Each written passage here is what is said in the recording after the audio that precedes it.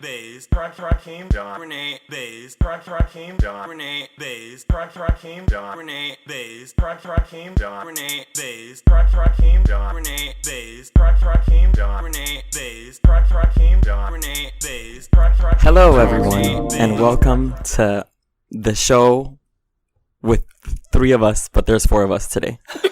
So tired. Welcome to Podcast of Color with 3 trash cags of color. Not trash cags. Yeah, I'm so tired, y'all. In honor. I'm sorry. Stupid. Trash cags. I love it. In John honor should change of his Queen Instagram herself. name to that. Trash cags. I'm just thinking about John. John couldn't be here today, but at least I am, and so is Bays and Rakim. Okay. So is the Hee Haw Huntress. Yes. Here we are. Wait, so who else is here? You told them. Oh, okay. We didn't say so, you. What's the most unprofessional thing that wait. you've ever seen someone do? Wait, like right now. Yeah, wait, what you doing, girl? Wait, what are you doing? Oh, Okay, wait, you have to. Hold on, wait a minute. You gotta ease it in, partner. Hold on. Oh, sorry. You can't just give it to them dry like that. You gotta prep them for shit like that. Bring that shit back. Bring that shit the fuck back. Run that shit back. No, we gotta do. No, it's grown and sexy. You gotta. No. Oh. This is Sorry, Podcast of Color. the barb jumped out. This is Podcast of Color where 4 trash bags of color come together to make sense of the world. Oh, is that what they do? They making sense of the world? That's what we do. I'm Okay. Rakim, and I'm Billy Porter's Oscar dress. Who are y'all? Oh, bitch. Fuck y'all. I'm the Hee Haw Huntress as always. I'm just the same bitch every week. Same bitch, different tactics. Cause we be moving in silent. Ooh. G silent like lasagna. Ooh. Cash money, nigga. I'm Rene, and I'm the half-empty gun oil bottle. I need okay. Wow. And this is an attack. Wait, question. Who should get the gun oil in a breakup? Oh. Ooh. The question. It. Who bought it? Real question. Yeah, that's fair. Yeah. Okay. Who bought it, but also who needs it more? Who needs it more? Interesting question. I'm gonna percolate. What came for? Oh, never. Let me stop. Never mind. Who came last? It's like the chicken or the egg, but like the top or the bottom. But I'm not gonna do it. Who is responsible for more orgasms? Or faked ones. So. Ooh. You've given me a lot to think about. Yikes! What? Wait, what? What? That wasn't shade. Oh no! Okay, then I misinterpreted. Just kidding. Oh. Keep. Yeah, you genuinely gave me a lot to think about. Oh, okay. I was girl, don't have me out here looking crazy. Right So yes, now, as Rene so quickly said, what is the most unprofessional thing you've ever seen someone do? that intro. No, I'm kidding. Ooh. I'm kidding. Oh, wait. Who wants to go first? You know what? I'll go first. Okay, go. So I had a supervisor who I won't say from where, but he was gay, and he had a conversation with us. This was at a retail store, and he had a conversation with us while customers on the floor about how it wasn't that bad to have sex with kids under 18.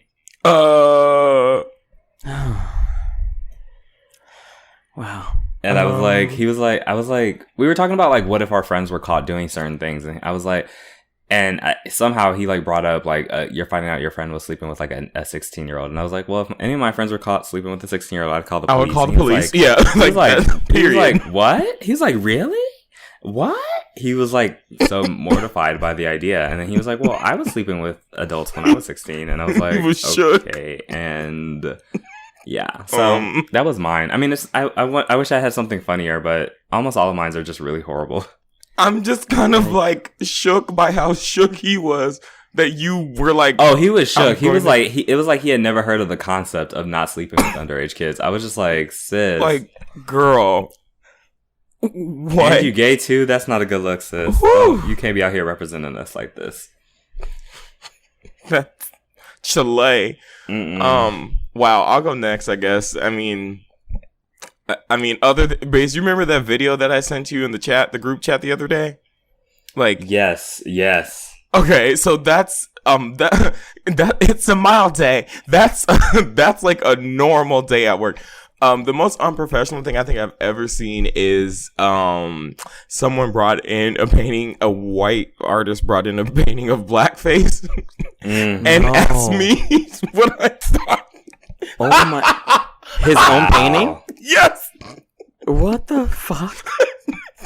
Wow. What a moment. I wish I could just. Wow. And what did you do? What did you say? Okay, so what show is it where like they just stop and they just look at the camera like really? The Office? Yes, Yeah. like I just kind of did like I legit just turned around. I just like did that to like the other side of the wall. Like did he really? And then I was like, okay, so do I tell him and like crush his dreams and then potentially have to have a conversation where I don't want to and spend all this labor? So I said, oh my God, it's so nice. And then he like went and put it upstairs. And then I immediately went and told the equivalent of HR. And I was like, so I said, absolutely not. I said, this is not okay. And then I said, so you guys can talk to him. I'm not going to do it for XYZ. And if I am going to talk to him, then I will request this amount of money to do it. And that's kind of how that was handled. Because sorry, go ahead. No, that's it. But that's it. That's the tweet. That just reminded me, I've had so many horrible managers. I had this one girl, she was Chinese American, but like, not like from China. She was from America. And she would put on a black scent.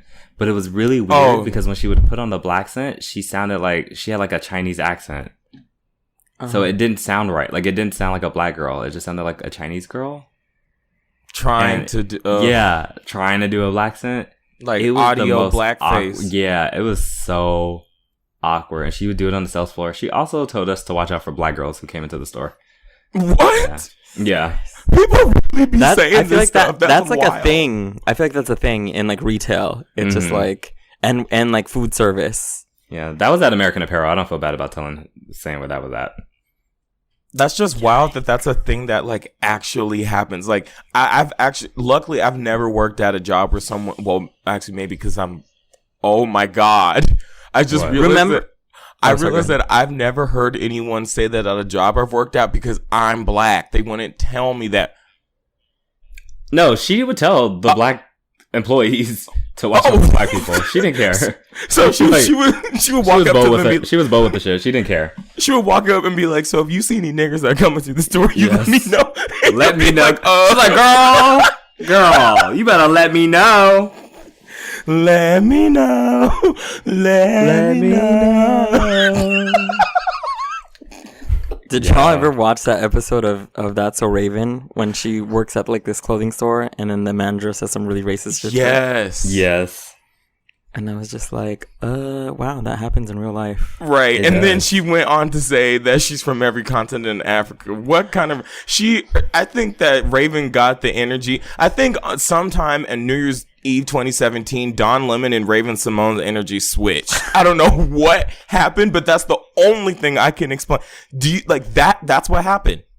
And now we have like now that we makes have a lot of sense because that nigga did a 180. The growth, like wow, and he's looking kind of good. Like I'm like, what's happening? Like what? I'm still not checking for him, but I'm happy for his growth.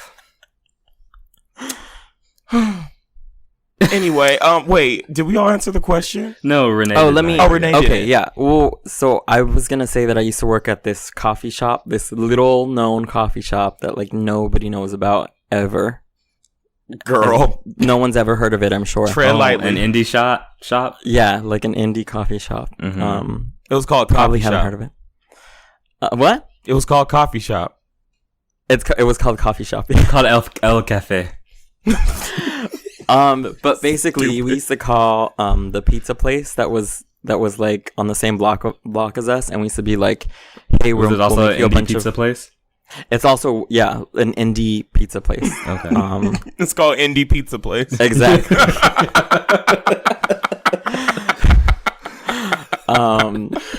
And we used to call them and be like, hey, if you want like a bunch of free drinks, just bring us a bunch of free pizza. And then so we would just like swap for lunch. I love that concept. A true verse. We stand. And we would just make sure to call each other when like the managers weren't there, and then just do that. And it was fun. It was fun times. That's amazing. I recommend it. 10 out of 10 would recommend. Service was great. What kind of pizzas did y'all get? Was there pineapple involved? Mm-mm. Oh, sorry, I didn't mean to answer for you. Well, that is. I don't think there was, because not everybody's a big pineapple on pizza fan. And are you? That's okay, because not everyone's perfect. So. Oh, wait, are you a fan of pineapple? I love pineapple. Oh no, Lord Jesus. Oh, that's enough of that bullshit, girl. Nope. Lord Jesus. Ooh, no. So, Father God, no. Baze, let us join hands in we prayer. all have our things. Yes, Lord. Yes, Father God. So we come before you, Lord, humbly as your servants to bless you, Lord, and put your hands on Rene, Lord. We ask that you take away the sin of ignorance, Lord, from his taste buds, Lord. Because we were fashioned in your image, Lord, and pineapple on pizza, Lord, is of the devil, Lord. And you said that whatever is made in your image, Lord, shall prosper. So, wait, do you not like pineapple at all? No. Ooh, no, no, no, no, no, no, no, no. Ooh, shut up, shut up, my dad. Ooh, shut up, ooh, no, no, no, no, no. Ooh, no, no, no, no, no. She, no, no, no, no, no, no. Shy, no, he, I'm going to hell. It's been decided. No, no. Endless pineapple pizza. So it says it's one of the 10 commandments that pineapple shall not. Thou shalt not put pineapple on pizza, period. For God will strike you down. It's right there. Right in the Bible, girl. All you got to do is open it and read it. See? Mm-hmm. It says nothing about Little Caesars hot and easy. Put God in your heart. It says nothing about that. Exactly. Put God in your heart. Everyone wants to talk about, oh my God, like, the Bible says you can't be gay. Yeah, but it also says don't put pineapple on pizza, and y'all hoes still do that. So, what's tea? Facts. Like, okay. Moses wrote it right there. I think that's going to be it for the intro. I like my sweet with my salty. I'm sure you do. I'm sure you do. Oh my God, everyone supposedly tastes sweet or salty, so I wonder if you got like some salty for dinner, some sweet for dessert, you know what I'm saying? Maybe we should put a call out to the people that would know. You know what, never mind.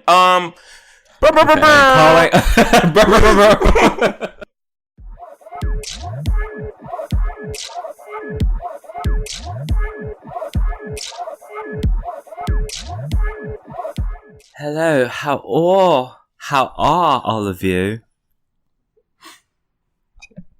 Okay, bitch, good. Y'all just gonna leave me hanging like that? So you want us to answer? Yes, that's what I asked. Did I ask a question? Was there a question mark at the end of that sentence? It felt a little bit like when you used to watch Dora, and she'd be like, "Have you seen the mouse?" And then she like stares at you for like 5 minutes. That was me. I was waiting for y'all to answer the question. I was giving y'all a chance and time and space. Shit, what we talking about first? Like, what the fuck we talking about? Tinashe's free from RCA. Yay! Oh, let's get on the list, but I remembered it. Yay! Let's get into that. So, somebody actually, my coworker said that. Oh wait, maybe I said this already. My coworker said that she would have been better at singing Seven Rings. Did I say this already? That's tea, actually. That's facts, actually. That's facts, actually. That's facts, actually. I fully agree. Like. Because it's like Seven Rings. Like, I felt like Ariana, like, the whole song to me should have been called Ariana Wanted to Say Niggas So Bad, but knew she couldn't. Like, it was just, like, and sorry, go ahead. Well, I just felt like Tinashe could have taken it to that extra level, but. Did you see that, Ariana, like, had dinner or something with Piers Morgan?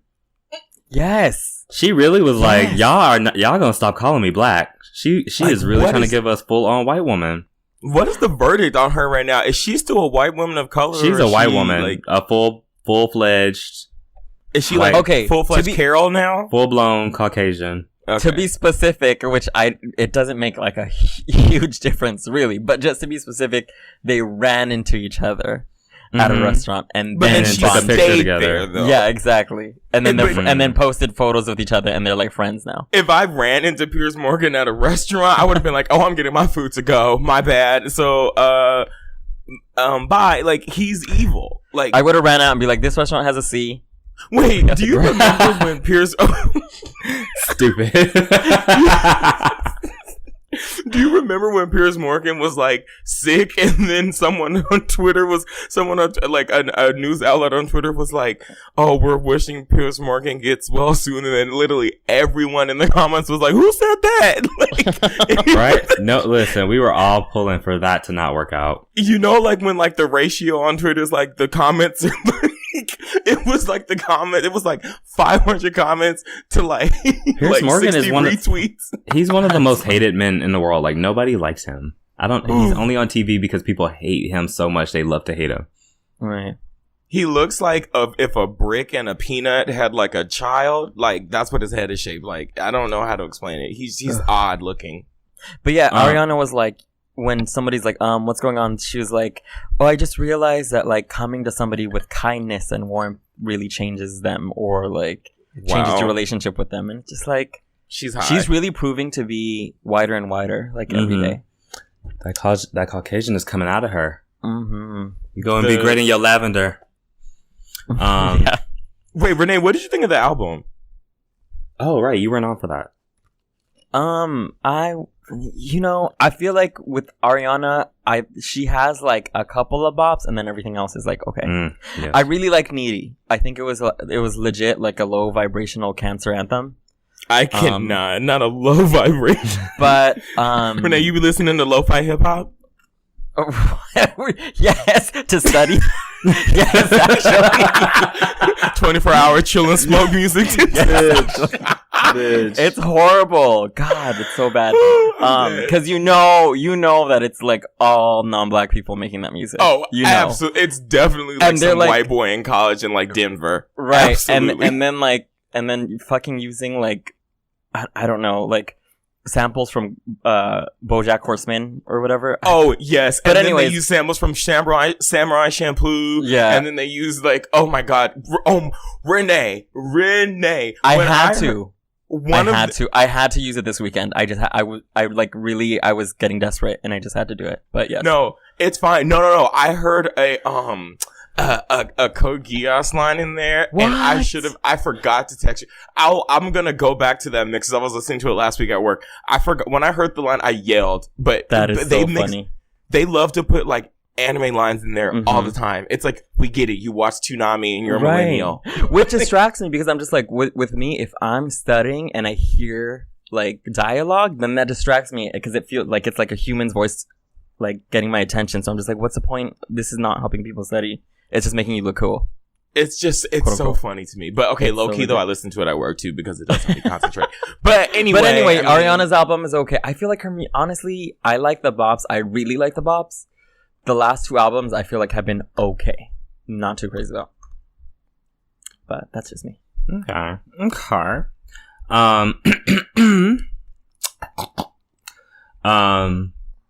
What did y'all think about this Jordan? What's the girl's name? Jordan. Whatever Sparks? that girl's name. Jordan. No. Whatever one that's attached to the Kardashians. Oh, I literally could care less. I mean, great for you, girls. Secure the bag, but my thing. Here's where I was coming from. I know that she has been around this family for many, many years. Wait, I couldn't care less. Sorry. I was gonna correct you, but I was like, sorry. I knew you was. I was like, that means you care, but go off. Yes. I'm hoping that it's fake. I do hope that it's fake because I really I think Jordan is a gorgeous, beautiful girl. And I think that if she was going to secure the bag by stealing somebody's nigga, it should have been Kylie's. Like, if she had, you know what I mean? Like, if you gonna steal a nigga, like, what's the nigga's name? What's Kylie's nigga's name? Travis Scott. Travis Scott. You know what I mean? Still Travis Scott. Kanye's washed, but like, still Kanye. But Tristan Thompson? Like, what? Is that exciting? Like, he's not cute. And he's not that rich. Like, I'm sure she can get richer. I mean, yes, he's rich to me. You're Jordan Woods. That's her name, Jordan Woods. Yeah, I wish Tristan Thompson would try to get me flued out. Are you? Oh, bitch, yes. Look, listen, if you I'm black have trying the to do coin, the bullshit, you can pay I'm me trying for to get a few flued Instagram out. posts. I don't know how flued out. I don't know how accurate this is, but like I've been hearing a lot about how this is staged. Like if you think about like Hollywood Unlocked, and they were talking about how everybody at that party was asked to give up their phones except for the one reporter from Hollywood Unlocked who was going to go report on whatever he saw. Mm-hmm. Then it's just like, why would you let that one person keep their phone so they can have evidence or write down what they're watching so that they can then go report it? Somebody added what's her name, Khloe Kardashian was like great work developing the plot for the next season of Keeping Up with the Kardashians. Oop. So I mean I don't know how this whole thing works, but that's real. What's that? But I also don't get I also just don't believe 90% of what comes out about this entire family. Like everything they do is orchestrated. Mm-hmm. I also it's just how they hope stay relevant. Exactly. I also hope that Jordan Woods is just, if this is all not staged, I just would hope that she would be smarter than Black China. I don't know anything about Jordan Woods, but she's Black, and therefore I hope that she has a better situation than the Kardashians. What? Sorry. So I'm so sorry to interrupt, but I was scrolling through Instagram while you were talking to look for this, and the first picture I see, I'm texting it to you guys, is literally a gay on the bed with a snake in between his eyes, and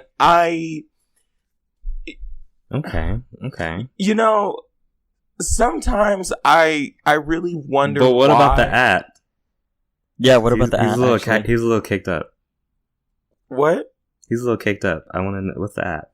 Oh, but there is none. It's a friend who's about to be blocked just posted this. So I did there is no. It's not. I don't know who the person is, but I just want to know why that. Sometimes gays don't deserve rights. That's all. That's true. You know what? I'm not mad at this, but I'm not mad at this particular case either. But also, we're gonna go into more detail about Instagram thirst traps later. We are. Also, is that what? Speaking of unprofessionalism, I feel like I've been talking into the mic backwards this whole time. Does that matter? Does it matter if I'm talking on the? It depends on how you've had the mic. So we'll find out. Okay, we're gonna find out on tomorrow. Yeah, hold on. Question for the listeners. Well, so did it make a difference? If you're listening to this right now, then it doesn't matter. But if you're not listening to this right now, then it matters. Sorry. The New York City Commission on Human Rights has created a new guideline related to racial discrimination based on a person's hair or hairstyle at work, in school, or in public spaces. Basically, niggas ain't allowed to... I mean, not niggas, sorry. Employers aren't allowed to discriminate against niggas' hair. So we can wear our hair out every we motherfucking want to wear it. Natural hair is in. It's the movement. It's the wave. It's everything. It's the future. And we're going to do it. So, yes. I just want to... Can you imagine if the law actually said niggas can't discriminate against niggas' hair? I would be like, what? But that's great. That's good news for New York. I don't know why it hasn't happened already. That. This feels like something that should have been... happened. So I guess congrats on doing something you should have done a long time ago, a century ago. Yay. Moving right along. Y'all saw the Shawn Mendes pictures that allegedly broke the internet in his I'm bored. I'm bored. In his Calvin Kleins. So here's the thing for me anyway. I actually think Shawn Mendes is a little cute. I get it. But these didn't do anything for me. That wasn't exciting for me. No. Girlfriend on board. I don't. It wasn't even specifically him. It was I don't know who the photographer was on that shoot, because I was just what's going on here? It just was very uninspired. No, nobody else has any thoughts or opinions on that.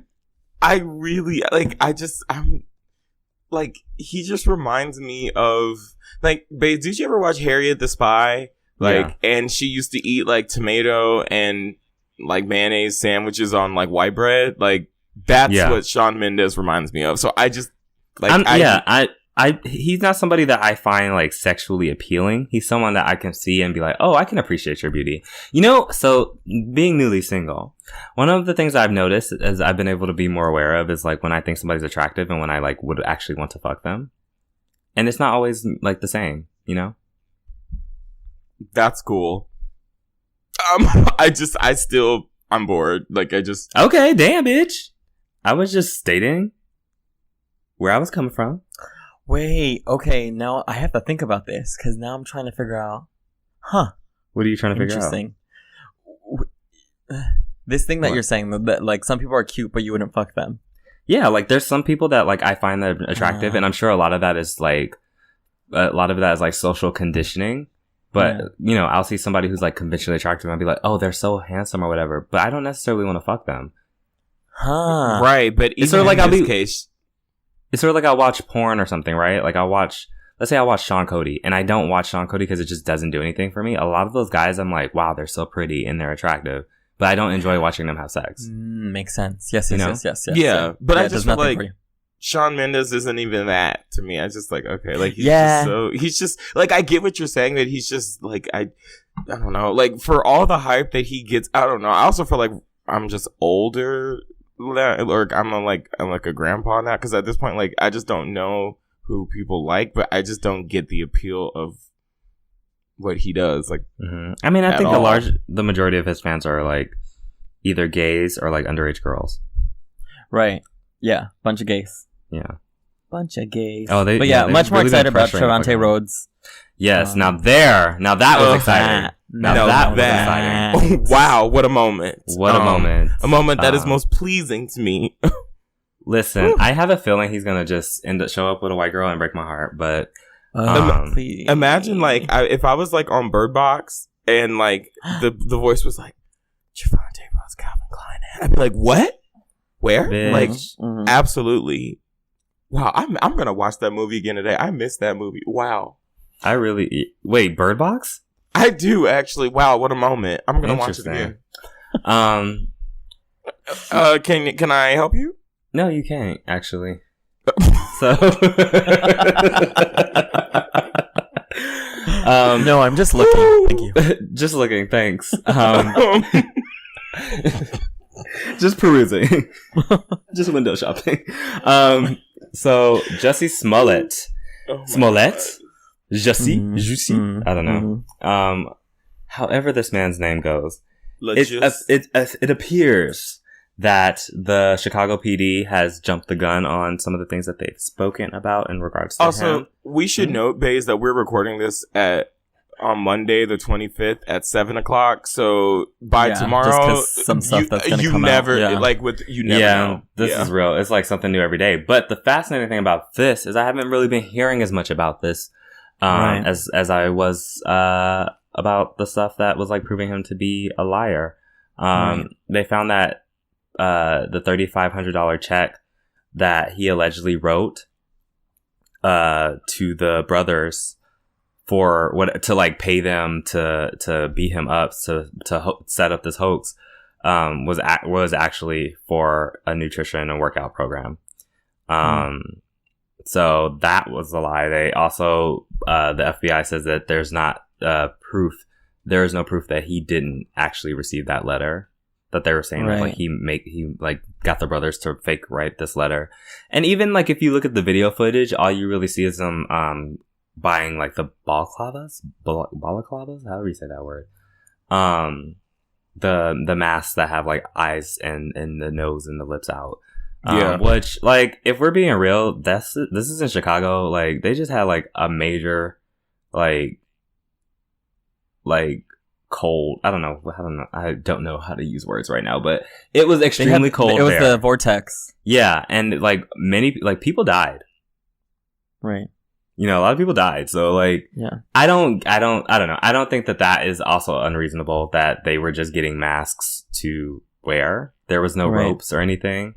So it's just, I don't know. I just find like it's really fascinating how quickly everyone is to believe the police and how slow they are to refute the things that the police have said, especially a police department that's as corrupt as Chicago PD, and it's been involved in so many like cover-ups and also not solving murders, black people's deaths. They have so much stuff backed up, and they could solve this quickly. Right. Y'all need to ask more questions. Yeah. Also, what is it? Oh, sorry. No, I'm sorry, Rene. Go ahead. No. Oh, sorry. Okay. Well, it's just like, what, like, also, what do you get out of that? Like, it's just, that's what I'm, like, it's very much like, I've just noticed there's been a lot of people that have just been like every time something like that comes out, they're just so quick to comment on it. Like, oh, see, this, like, I told you so, blah, blah, blah. And it's like, we're not, like, the people that, like, no one, like, oh, like, so what? Like, you're so compassionate, you dumb bitch. Like, what? Like, what do you, I don't get what the benefit is in, like, not believing someone who's potentially a victim. Like, and especially while the investigation's ongoing. Like, I think it's anti-blackness and homophobia. I think people were really, like, gung-ho for this to be fake. And not to even say that I, like, totally believed everything. Like, I still think it's, like, odd that he went all the way home, that he's claiming that he went all the way home with a noose around his neck. There's a lot of things in his story that just don't, like, make sense to me in that moment. But I'm also not gonna be like, this is all, like, I'm not gonna hop off on the side of the police. Like, they literally can say anything. They're not showing you proof. They're just, these sources are just coming out and saying whatever. Right. And also, they're accidentally leaking this information to the public or to, like, media sources when you shouldn't be leaking information as the, investigation's ongoing. It's general, suspicious. It's very intentional. It's very much like, we want the public to kind of, like, turn to and put pressure on Jussie instead of like the police. Yeah. Do you know what I'm saying? And it almost, the amount of, like, accounts that I've seen making fun of Jussie, it's so suspicious to me. I'm just like, are these, like, big, like, accounts that with major followings getting paid off by whoever to, like, put this out knowing that it's going to be reposted, and then that idea of, like, Jussie Smollett as the liar is going to be, and, like, making fun of him for it instead of taking his side seriously and also keeping the police department accountable for, they've done a lot of shit. Yeah. They've done a lot of fucked up shit. Specifically Chicago PD. I feel like I've never seen so much unsubstantiated information coming from a police department and making it into the news like this. You know what I mean? Like, it's like a suspicious amount. Like, why are they, like, why aren't we just getting proof? Like, we should, you know what I mean? Like, I feel like we should have been shook when he got arrested. Like, there's just so much information put out there. And I'm just like, that tells me, like, I feel like there's an agenda.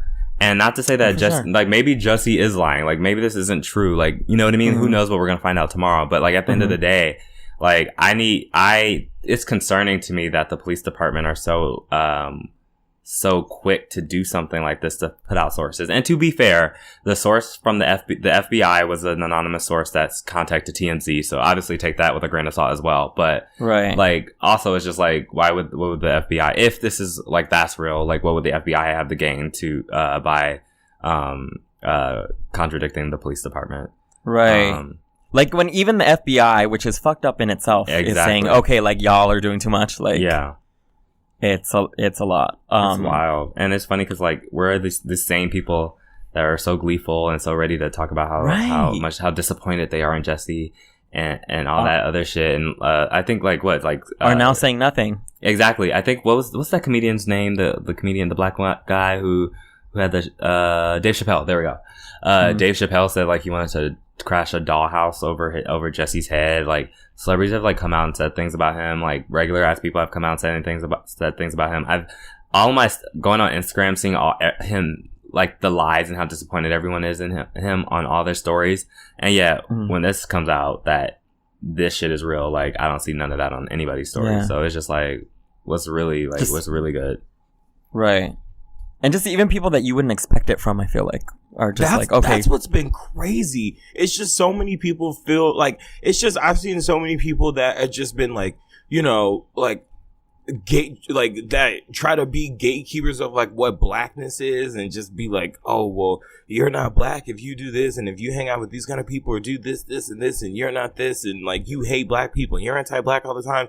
But then, like, bitch, you're the one that's sitting there, like, perpetuating all this stuff and, like, believing the police and doing all this stuff too. So, like, what's really going on? Like, and it's like, when it comes down to believing black victims, or even, like, my whole thing now is, like, I'm not even talking about this anymore. I'm just, like, my thing is I'm just linking people to that Out article about the black trans women, because it's like, that's what we could be. Like, that's my rule now. Right. Like, and it's like, but it's also kind of like, it is really suspect, Renee, like you were saying, like all of these people are just coming, like I've never seen so many people so quick to condemn someone, like in my life. Well, that's not true. But like, it seems like just recently, like even, and you're right, Baze, like there are things about this that like don't make sense. And like we should absolutely just kind of like wait because it's still going on and it's an ongoing investigation. But it's just kind of crazy that like so many people are like rooting for him to be lying. Like that's what's weird about it. It's like, why do y'all want him to be lying? Like no one wants him. And how do y'all trust the police department and in general the police that are known to frame and like hunt down people of color and specifically black folks? Like, why are you so quick to like buy what they're saying? Do you know what I'm saying?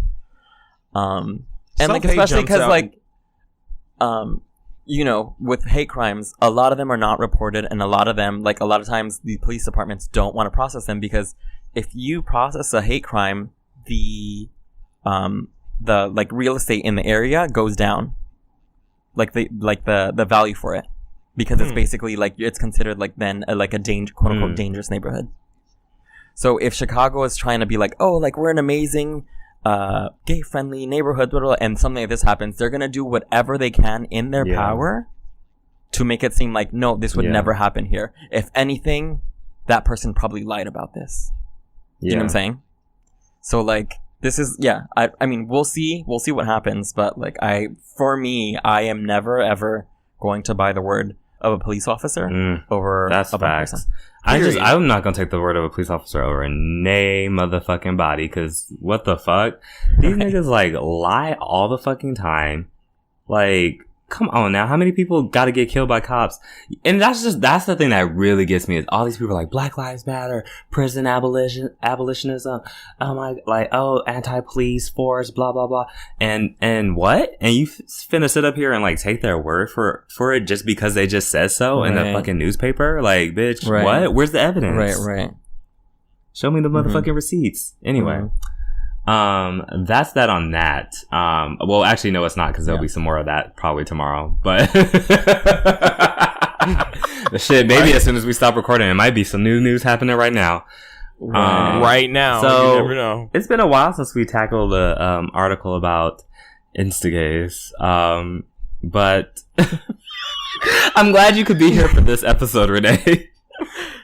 Thank you. So NBC News posted an article titled "Are Sexy Gay Instagram Accounts Fueling Disordered Eating?" They interviewed a few. So I think what precipitated this whole conversation was, or this article was, Sam Smith posted a Instagram picture with his shirt off, and he captioned it. In the past, if I've ever done a photo shoot with so much as a t-shirt on, I have starved myself for weeks in advance and then picked and prodded at every picture and then normally taken the picture down. Yesterday, I decided to fight the fuck back, reclaim my body, and stop trying to change this chest, these hips, and these curves that my mom and dad made and love so unconditionally.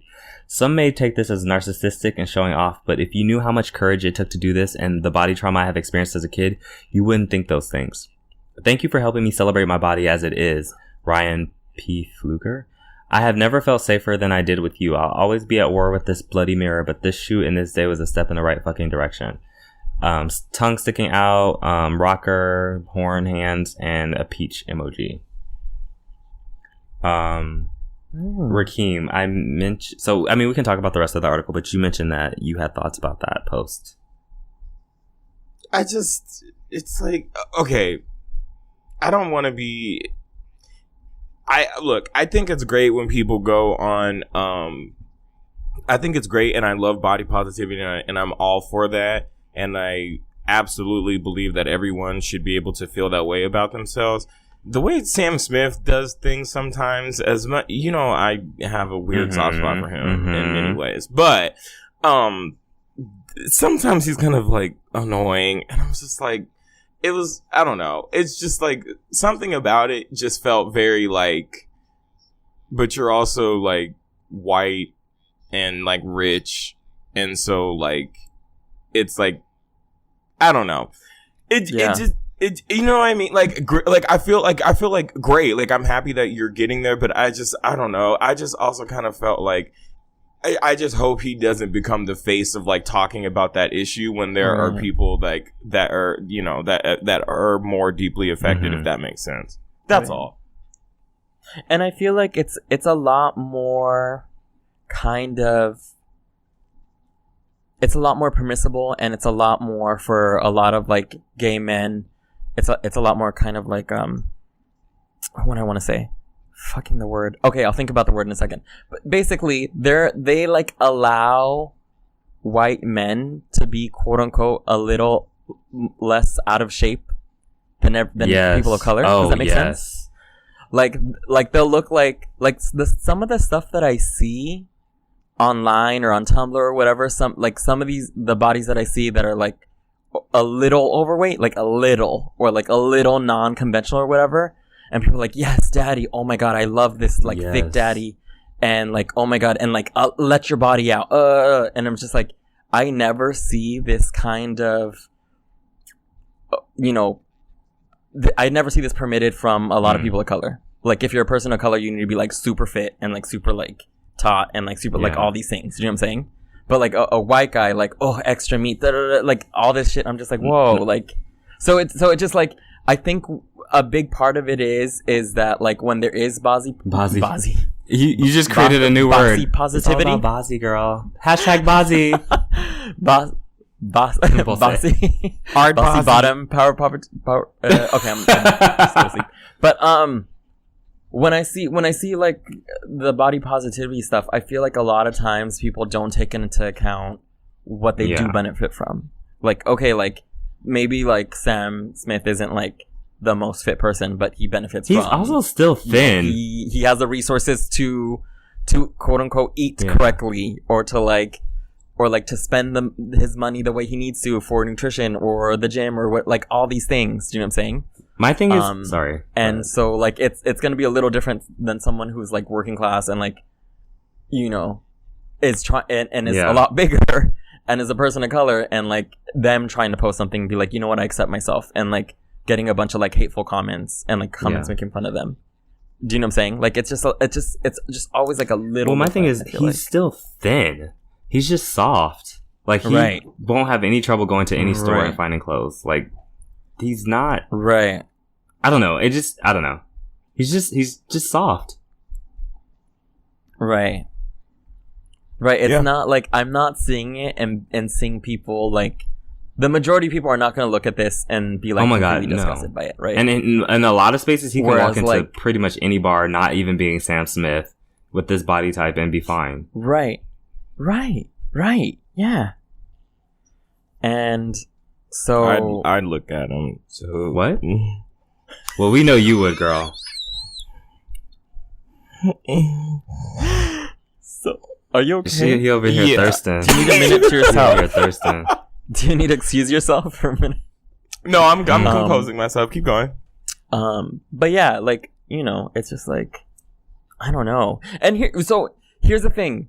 And here's, I mean, and maybe this is kind of like the eternal struggle, right?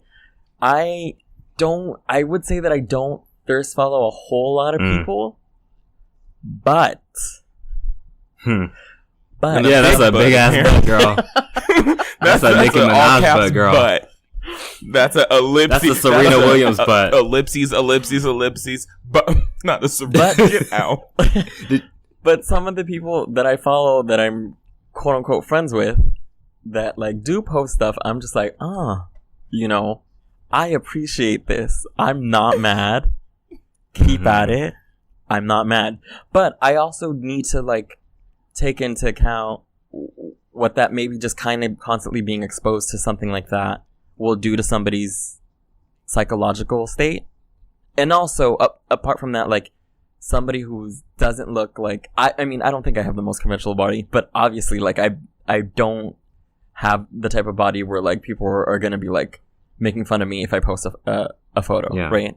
And so I need to think about those people and those friends that I have and, like, what those photos constantly being exposed to things like that is going to do to them and, like, their self-worth and, like, the kind of thing that you're told over and over again, basically, this isn't even media anymore. This isn't even television. This isn't even like, movies. This is now your own friends on Instagram telling you this is what you should look like, and this is what I look like, and I'm proud of it, and this is maybe what you should be aspire to be. Yeah. Do you know what I'm saying? And so like, yeah, I have the struggle because I'm just like, I'm a thirsty bitch, so I'm here for it. But then at the same time, I'm just like, fuck, what is this doing to people? Well, let's continue the obstacle because it talks a lot about that. Okay. Sorry. Oh, sorry. No. I mean, this is right on theme, so you're good. Okay. So they talked to one guy. His name is Patrick Leahy. He's 29. He's 6 feet. He said his weight has fluctuated between like 188 and 277 pounds. And he talks about how like coming out to LA, he felt like less accepted than from his small town in Indiana. And how like being at a healthy weight for him is still not the ideal weight in LA, because he doesn't have like 6-pack abs.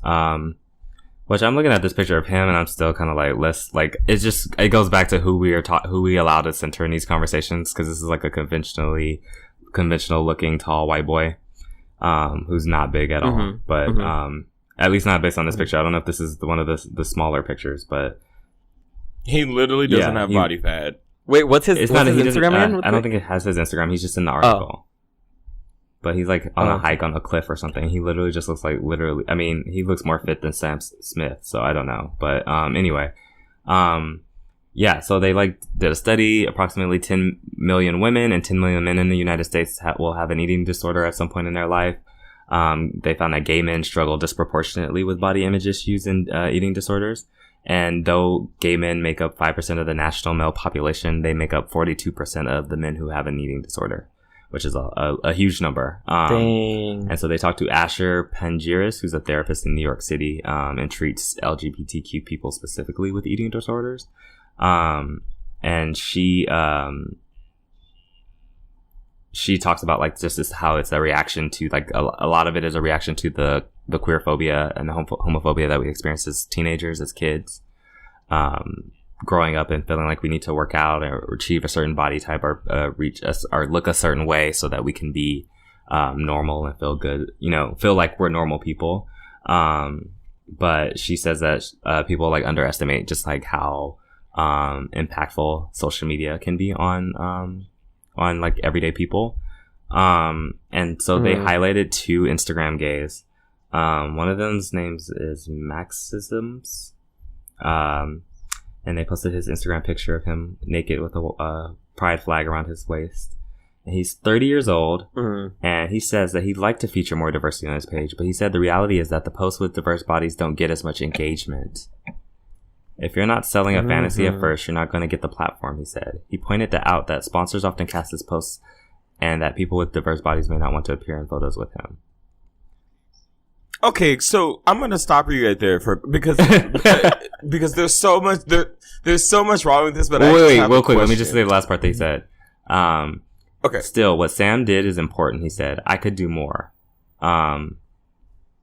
It's the struggle. Wait, actually, let me read the second guy too. Sorry, I have to because I just have to. Okay. Yeah. You can get it out, but we have to do this real quick. So so they go back to this guy McNaughton, talk to this guy McNaughton who's struggled with anorexia as a teenager and had an unhealthy diet and whatever. And he said the photos are saying, look, we're all gorgeous and we all hang out with people who look like us. He said, if I saw those guys all together, they'd obviously never talk to me. So why maintain the fantasy by looking at the pictures? And he said this, like, he decided to go on like a purge and stop following a lot of these Instagram accounts. But they also talked to this guy named Brogan _NYC. I don't know why we're giving them free promo by spelling their names, but whatever. He has almost 50,000 followers and asked to only be identified by his Instagram handle because he's a professional something. He works at a startup, I guess. I don't know how that works, how you keep in your private life when you have like a major Instagram, but sis, how you want to keep your life private in NBC News article? Girl. But so here's the sad part about him. So he was forced into conversion therapy for 3 years because he was told he was too feminine. He was like, I looked great, but I was depressed. So he's found his balance. He said, I feel good when I'm walking around in my underwear. I view the photos as art. And that's where he loses me. And then following that is a picture of him and let's see. What is that? 5, 6, 7, 8, 9 other guys with the same exact body type. One Asian and one dark-skinned black guy. And that's art to him. And they're all just sticking their tongues out at a gym with their shirts off. This man is 30 years old. And so, wait, sorry. Okay. This man is 30 years old. He said, I'd probably stand next to him, meaning Sam Smith, in photos. I don't see our bodies as being in different categories, even though he has abs, but whatever. But also he's not totally wrong either, because like I said, Sam Smith is not that much bigger than him. But he acknowledged that his feed doesn't feature any men with physiques similar to Smith's. The only post shows diversity are a few with his friend Mila Jam, a trans woman. I don't know why they put trans woman of color instead of black trans woman, but whatever. With an athletic physique of almost 20,000 followers. Do my photos with her make my engagements plummet? Yes. She's a woman. My followers want a sexy man, but I thought it was important to feature her. So that was pretty much the end of the article, but interesting. Anyway, go ahead, Rakeem. Go off. Snap. Okay. So the first question that I have, there's so much wrong here, but why do they feel like they need a platform?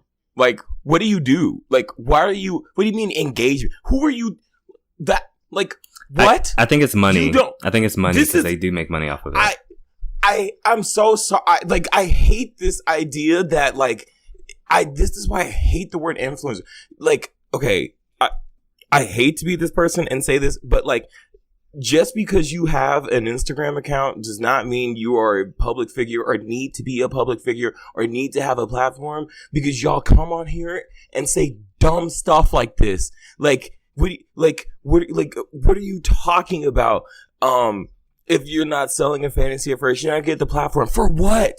For what, girl? And then, when you do get the platform, all you're going to sit there and do is be fake and say that, you love everyone and everyone means this to you. But you don't, because you are just trying to sell that to people. We all get this. So what is the point? You were going to just be another sea and another face in a sea of Instagram faces. Not everyone needs to be famous. Not everyone needs to have a platform. Not everyone needs to say what's on their mind. Sometimes you just need your notes app and type it out and send it to yourself. Sometimes a private Tumblr is great. Sometimes you can go on Flickr.com and post images if you want things there. You don't always need to be on NBC talking about how you feel bad because you don't post black people on your page because you get less followers. I don't care. We don't care. This is 2019. People are dying, Kim. People are dying. And you were talking about your Instagram engage.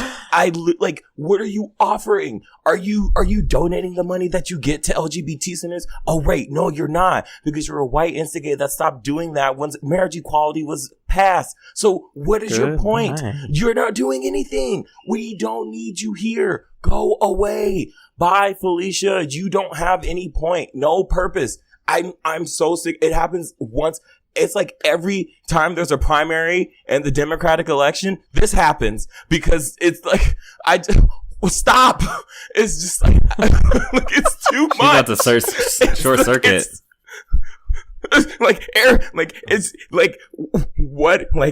I don't, why are you here? What did you offer to the world, Emerson, that made you so special that people had to interview you? What did you do, Brogan, that was so great that you need to be anonymous on NBC? With your face. What are you doing? What is your life? I'm so sick of this. I'm so sick of being told to accept and accept people with a fit body type as some kind of social capital, and they have clout to tell me why shouldn't I do? For what, girl? You're a shitty person. So why do you get to have an influence? No, you don't. Bye. Blocked. So that was quite lovely. Anything? How do y'all I feel? honestly was just I knew you guys would have thoughts, and I knew you would cover everything I had to say about it. I thought it was I just think people need more friends to keep them in check. Like Rene, you know what? Let me admit something today. Yeah. Yeah. Let it out. I was this girl. I made a post, and it was embarrassing, and it was fake woke, and I looked good in the picture, and I just, Is the prison industrial complex? Is it the one that me? I know. I sure did, bitch. I did. Well, okay. Here's my mindset. I was in Philadelphia, and I was like at this old prison that was like defunct or whatever. And I was like, well, it's not a prison now, so like it's not tacky if I take a picture in it. And it was really pretty, so I took the picture in there. I should have left it at that, but my caption was learning about the prison industrial complex. Wait, and I'm like wearing a tank top or whatever, and yes. When was this? I archived that shit quick. We only brought that archived it quick, bitch. Y'all won't be seeing it. But I was like, so somebody like commented and was like, shut up. And I've been feeling a way about that ever since. But then I showed it to Rene when I was in San Francisco, and I was like, yeah, can y'all believe he said this to me? And Rene was like, is what she deserves. Rene was like, sis. So I think like we're all capable of making these. I mean, not maybe we're all, but maybe all of us muscle gays are capable of making these kinds of posts. Not insensitive necessarily, but just making posts that don't mean anything and don't have any actual value and are kind of like a little pretentious. And I think sometimes you just need to have people in your corner who would tell you not to do that. These people don't have friends. Clearly, they would have told them not to be a part of this article. But exposure, exposure. Everything's all about exposure. But I just had to admit my truth. Or they just have the really one-dimensional That's friends. true. They just don't like challenge them. Like you surround yourself with what you are. I just feel like that's so boring. But whatever. Anyway, I want to actually. Yeah. And like it is. I do want to say that I do feel like it's like I don't want to either. You don't want to like downplay it because it is a serious thing. Right. No, for sure. But I also like, and this might be a controversial thing. Ooh. I'm not sure how much y'all would agree with me with this, but I also don't want to, like, especially with people of color, I feel like there's kind of this thing sometimes where it's just like, you've been told you were ugly or unattractive or all these things in other ways. So like sometimes you need like this showing off of your body to be like, okay, well, you know what? You call me ugly all my whole life, but like I'm going to use this to be like, oh, that's tea. This thing. Yeah. Do you know what I'm saying? Oh, that's tea. And so I feel like it's complicated as fuck. And I also don't. I mean, these white gays, okay, cool. Like, I don't. Well, no, they're white. If they were instigates of color, it'd be a little bit different. Like, right. You know what I mean? And like, so I get it, and like not to let them off because we know some of. Oh, girl, and I'm not she gonna name getting names, messy. but we know. No need. But we know. But like it. I feel like it does get complicated when it comes to like trying to reclaim some power or some feeling of being attractive or like being like, you know what, you like. This white motherfucker, like, used to make fun of me in middle school, but I know, like, now that, we're the same age and you're looking at me now, like, you want to suck my dick type of thing. Do you know what I'm saying? Like, there's, like, this other thing. You know what that reminded me of? That reminded me of that girl on Twitter this week that was, like, she, like, sleeps with white men for, like, reparations. Oh, yes! She's like, I'm going gonna sleep with I'm gonna use like, white men for sex. This reparations. I was like, honey... Everyone was like, it's like those black gays are like, I'm just gonna fuck as many white asses for reparations. Yeah. And everyone was like, I don't know about that one, Chief. That ain't it. Like, that backfired. Like, sis, that ain't it at all by a long shot. Girl, my boyfriend is white, and I was like, But oh no. I actually retweeted it, and I was just like, you know what? I ain't even gonna hate anymore, because everybody gotta have the excuse for why they a snow queen. So I'm gonna just let you have that one, sis. And you go and you be great. And you be great in the lavender. But it's just like, if you date a white person, you date a white person. People gotta come up with all these things. It's just like, girl, if you go date them anyway, just go ahead and date them. Like, come on now. But here's the thing, like, it doesn't matter if you are in something and like you happen to feel some way about someone and y'all are secure in your relationship, then like, why does it matter what people on Twitter say? Like, who cares? Like, they're not paying your bills. Like, it's just, I just don't get why people are so like obsessed with like dating for the internet. Like, even like, you don't like. Well, I think part of it is like some of them be prioritizing whites, and then they be feeling guilty about the fact that they prioritize whites. So then they have to make up for that by letting the girls know. But even if you do, why do you gotta let people know about it? Everything is for show. Everything is performative. They gotta let the girls know that they're still woke and that they want to let all you guys know that they're doing it for reparations. They don't really like these whites. They're doing it for reparations. That's the point. Like, bitch, unless he's giving you actual money, honey, shut it up. Shut it up. Shut it up. And if they are giving you actual money and you talking, you ain't got a good agreement. Exactly. You need to fix that. In fact, I'm thinking about getting me a rich white to pay my bills. Shit. Why not? Listen, if they don't offer you an NDA, go somewhere else. They're not experienced. They don't know what they're doing. I'm ready. Did you see that woman? There's this I wouldn't know black that. sugar baby exposed her sugar daddy because he was acting up. She like posted this video. You know, girls have been posting these videos of like, I don't know. There's this weird thing where girls have been posting these videos of guys that have done them dirty. And it's like the videos are like, there's like music over it, and then they're like, you know what I'm talking about? Yes, I saw people doing it with like Jordan. Yeah, Woods. they've been posting these videos with music over them, and it's about guys that have done them dirty. And this girl posted a video, and it was like her sugar daddy and his wife and his kids. I was like, damn, girl. I mean, granted, the kids were grown, but what? She was like, he was acting up. Like, why mess up your bag like that? Up. Girl, get a tumbler.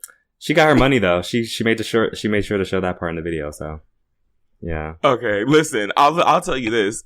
I'll be the best sugar baby. If anyone's listening, listen. I know how not to talk. Well, nobody knows. I've had experience. I had experience with, but I didn't those Sky Jackson pictures. I shot those the December before, and they came out in May. I didn't tell a soul. I'm able to not talk for multiple years. I'm a very good secret keeper, and no one will ever know. I report my taxes, and so you won't ever have to worry about that. So, that is just available for those that, you know, sing. I always say a smart hoe is a quiet hoe, and I am that. Listen, that is it. This is the thing. Black China. Here's the thing. People think Black China is really it, but the real girls. You don't know about them. You don't know their names. You don't know Those about are the girls them that have the real wealth. They invest in their money. Talk. Black China is like, she's like a clout, she was almost like baby. like when you want to be like a becoming rapper, like she's like the first boss in like the first dungeon, like the first gym leader in a Pokemon stage. Like, you date Black China, you pay her to be in some Instagram photos, and then like that's how she gets her bag. But there are girls that you will never hear about, and those are the girls that like, that's who I want to be. So yeah. Real quick, so I had a coworker who had a problem with this, but Meghan Markle was in the Beyonce and Jay-Z's acceptance video for their award that they got for some British award. How did y'all feel about that? Well, I mean, maybe more Rakeem than Rene. Yeah. Well, I thought it was actually really, the part that I thought was really funny was, so like, I watched it the first time, and then I kind of first got like secondhand embarrassment because I was like, this feels very like auntie uncle to me. Like, it really did, that painting.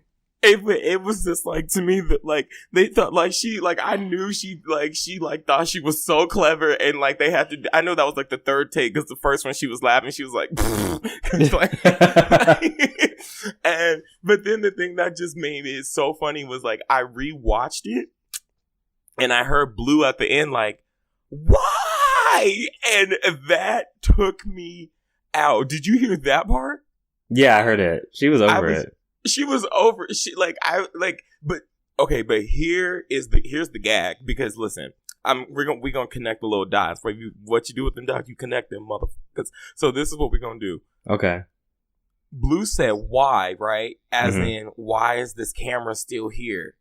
Which means like the camera's been there recently before, right? Which means that she must have been filming something before, right? Which can only mean that she's about to drop something, right? So that's what that got. Like, to me, that was a hint. And I know Beyonce's like that. So Like, if she didn't want us to hear the why, we wouldn't have heard the why. So I was thinking, why would she want us to hear the why? And that's why I came up with what I came up with. And that's the answer for why to the why. I did think there was some more going on because I was like, why would she leave? You know, Beyonce's a perfectionist. And that was something that was going to be seen, you know, by so many people. And it was going to be at an award show. Why would she leave that in there? I thought that too. But I don't know. I don't try to guess about nothing because every time I guess wrong. Like, it could, like, Beyonce could literally be doing something like, oh, like, Y is like the 23rd letter of the alphabet, so she's gonna drop an album on like the 23rd. Like, you never know. I mean, it's the 25th, so that's obviously not correct. But you never know, and she does it on purpose. Like, she was posting pictures like kissing lemons and stuff 8 months before Lemonade was out. So she plays with us. She knows, and so she does stuff like that. So, but or it could just be Blue was very tired of people in her home, and like, you know, and she could have just been like, I want you out, and I get it. It's like when you get home from a long day and you like come home and you like take your pants off and you just like take your belt off and then like your belly hangs out a little bit and you just like, ugh. And then can you imagine walking and turning and then there's a camera and your mom is talking about thank you for the Brit Awards and you like, if you don't get your ass up, like, I get it. So, you know? Yeah, I know. Yeah. So yeah. Well, so what my coworker had an issue with is that she felt like Megan isn't black, and that not that she's not black, but like she's not black, she's mixed. You know what I mean?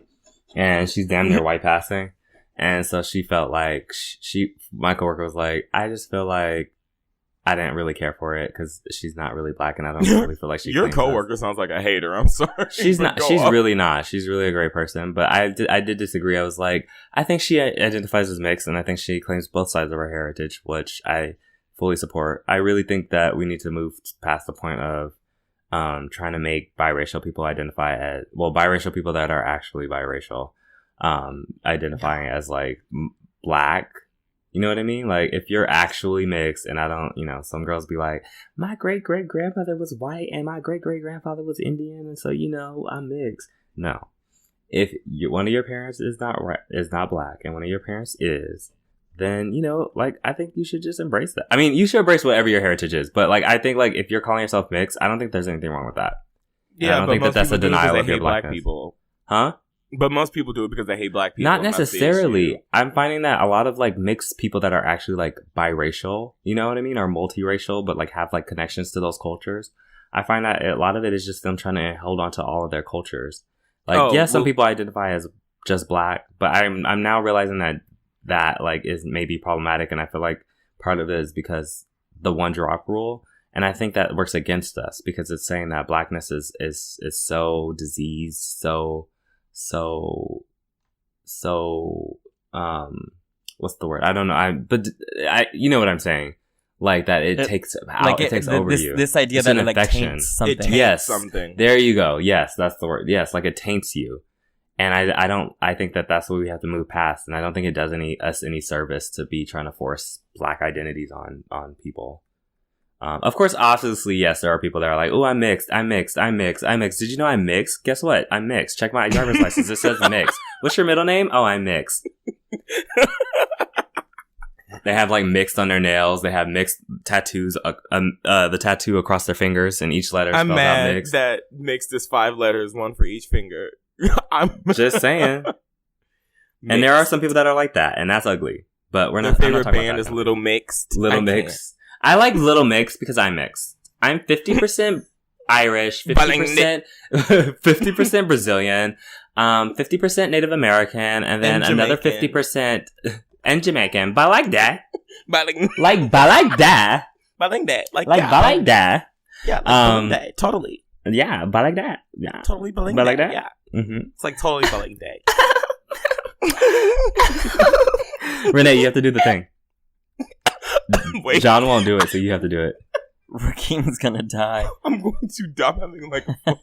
I'm having a moment. Put your arms in the air. Arms in the air. Like my therapist says, smell the coffee, blow out the candle. Oh, that's nice. I like that. Right? I like that. Okay, come through deep breathing exercises. Mm-hmm. Bitch, I could have used that. I was having like I do that on people's holes. Okay. Are we done? I would like to see it. Oh, No, just. I would like to see it. So just your friendly reminder that Ed Buck is still out there. He needs to be in jail. Period. Like the serial killer that he is. I was going to go into this whole thing, but just remember, friendly reminder that he's a serial killer. He's out here killing. Wait, let me talk. Allegedly. Because I don't know if that nigga's rich, so let me be careful. But that's tea. Like, I can't afford facts, actually. Listen, I'll pull the episode. I'll be like, what? What? Who said there won't that? be a podcast of color anymore. Let's be careful. But this man is definitely a predator. And we do know for facts that 2 black men have died in his apartment. And he was, I think I spoke about this last week or the week before, but he also was recorded with another black guy who he had in his apartment for an hour, and then they followed him to the mall. They followed him to the Beverly Hills Center. Huh? I said shout out to that reporter because he was like, because I actually liked what he did because he asked the question in front of the guy. Yeah. Because a lot of the times, like, what I've been hearing, or seeing on forums is like Ed Buck will like go on and like lie, and so because a lot of people, he'll fly people in because a lot of people like here know who he is. Yeah. And so when the reporter said that out loud, that might have been the first time that person might have heard about that, and he could have been like, wait, what? We need to make this nigga famous. What? I said we need to make this nigga famous. Oh, absolutely. Like make him put his face everywhere. Yeah. I was sad because I was reading that the last guy that died in his apartment was like terrified of him. Whoever's that nigga that did the Coney 2012 should be doing this because like we're anonymous. No, for Do real. your thing. Oh my god. We need anonymous. No, for real. Like I remember I was about to paint the night, nigga. I remember I went to the UCLA Art Center and I was ready. Like honestly. Okay. So yes, Oscars. All things Oscars. I did not watch, but you did, Rakeem. I watched for a little bit. So many black people and people of color won. I'm gonna ignore Bohemian Rhapsody and Green Book. But Regina King won, an excellent human being. Did you see Chris walk her up the stairs? Oh yes, like also, the white king that he is. Jennifer Lopez, get away from Chris Evans challenge. Get a job. Get away. Don't touch him ever again. Chris Evans. Oh, Chris. Okay, wait, did you say Jennifer Lopez? She had to announce a category with him, and she was like holding his arm, and I was like, "Girl, if you don't get off Captain America, shield bash, yo, get off." She looked amazing in that mirror dress. I was like, "Bitch," she said, "Who's the fairest in the world of all the world?" I tweeted, "Chris Evans did Captain America shield up my ass challenge," and I said what I said because wow, oh my god, I think people heard me say that.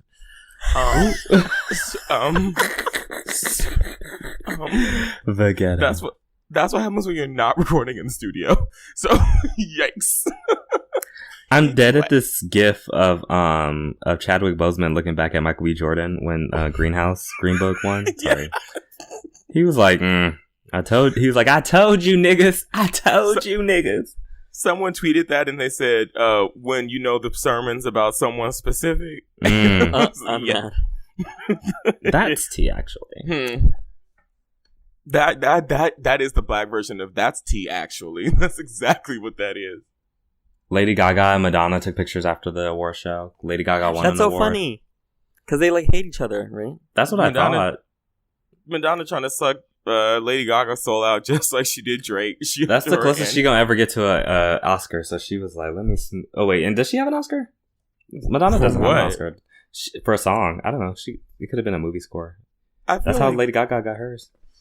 Wait, Baze, did you see the video of Madonna when she was in the car with her daughter? Or wait, Renee, I feel like you might have seen this. Oh, I did. Where when her daughter was like, "I'm pretty because I'm brown and you're not." Brown. We stand.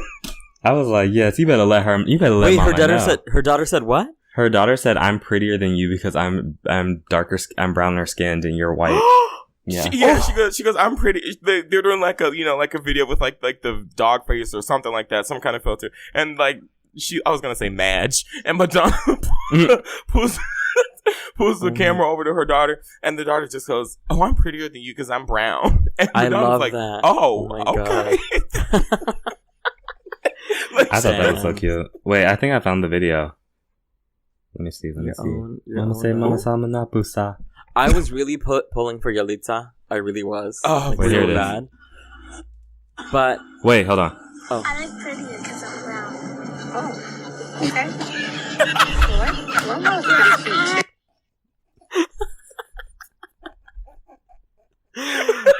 She wasn't ready for that. She was like, "Oh, okay. Well, well then. Next question." See ya. see ya. See ya.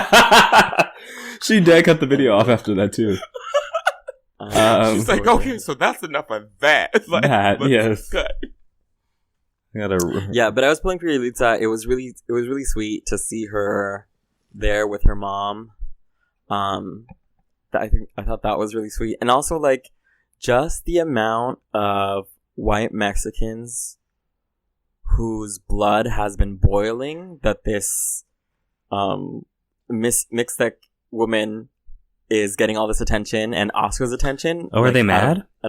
They're so mad because a lot of them, and so here's the thing, like, it's kind of a complicated thing because the movie really didn't give her a voice, and I've said this before on the show, but I'll just reiterate really quick, the movie really didn't give her a voice.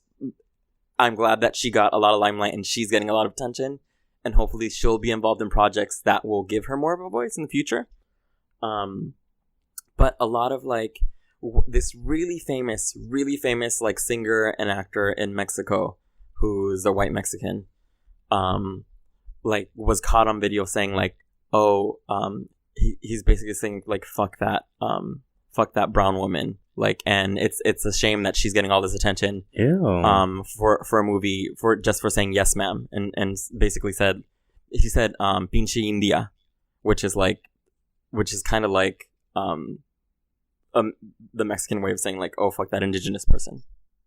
Okay. Why are they so mad? I mean, I know why, but so can they at least like literally so many actors that don't have the white Mexicans are like so angry, so like literally just seething over like one of the first Mexican people at the Oscars to be nominated for this award is an indigenous woman, Mixtec woman.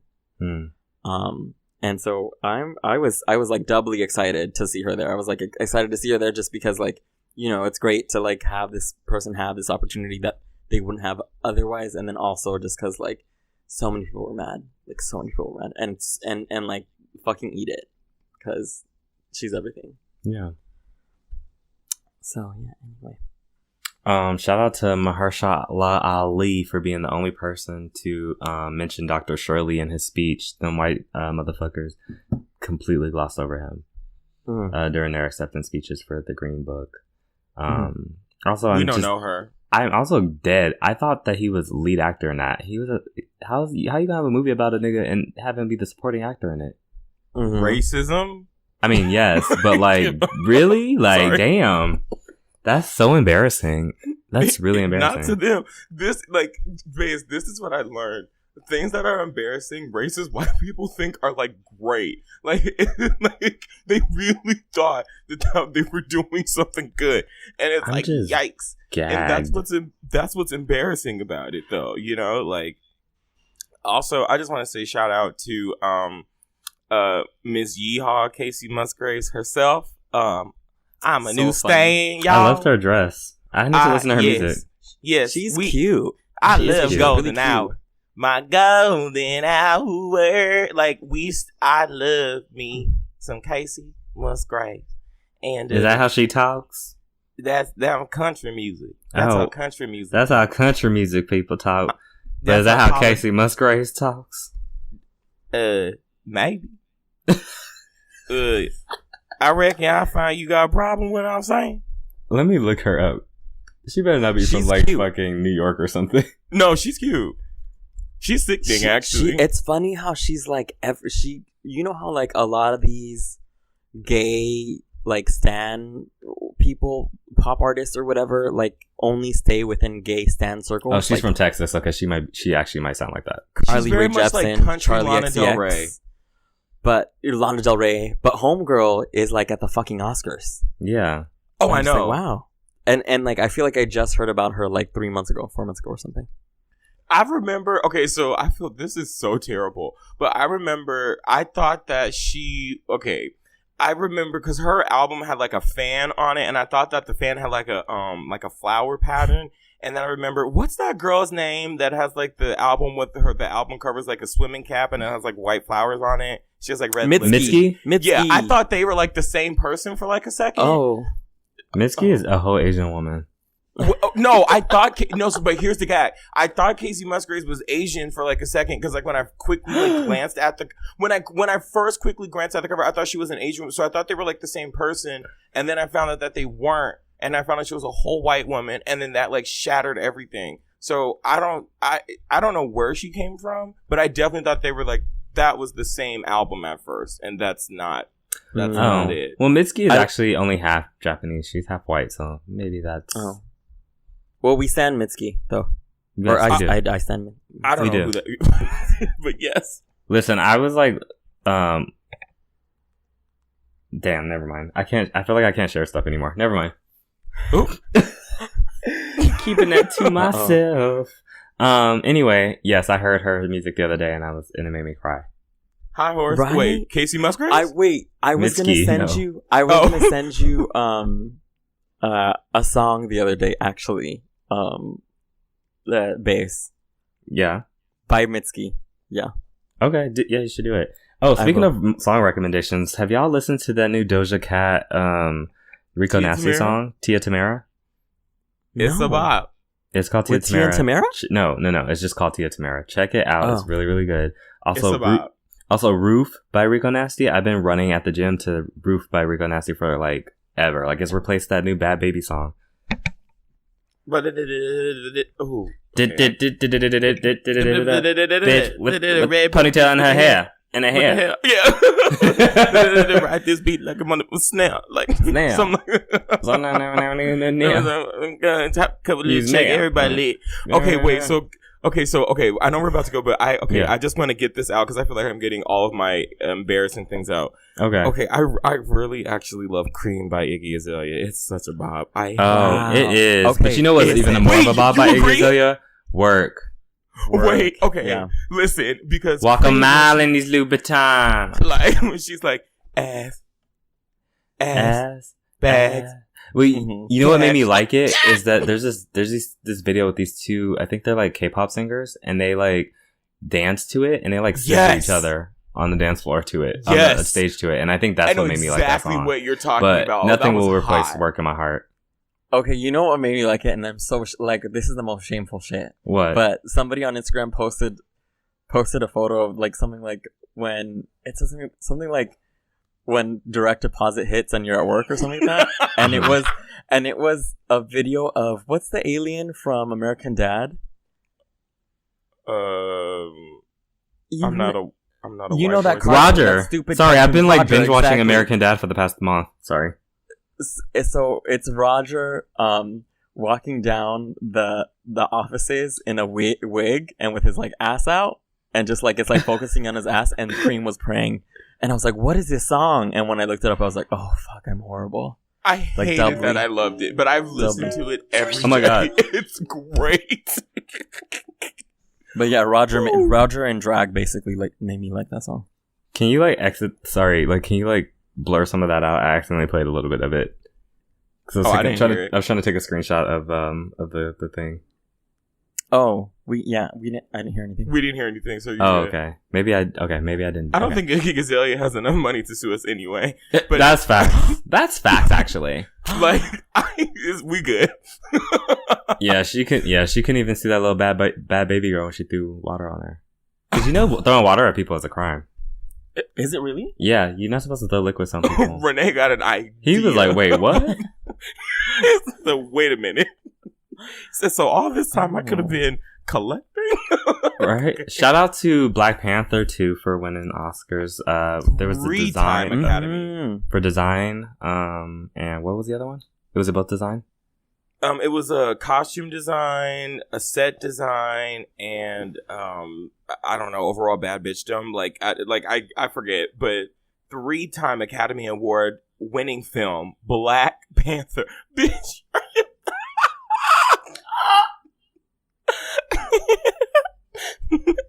Like, wow, I can't.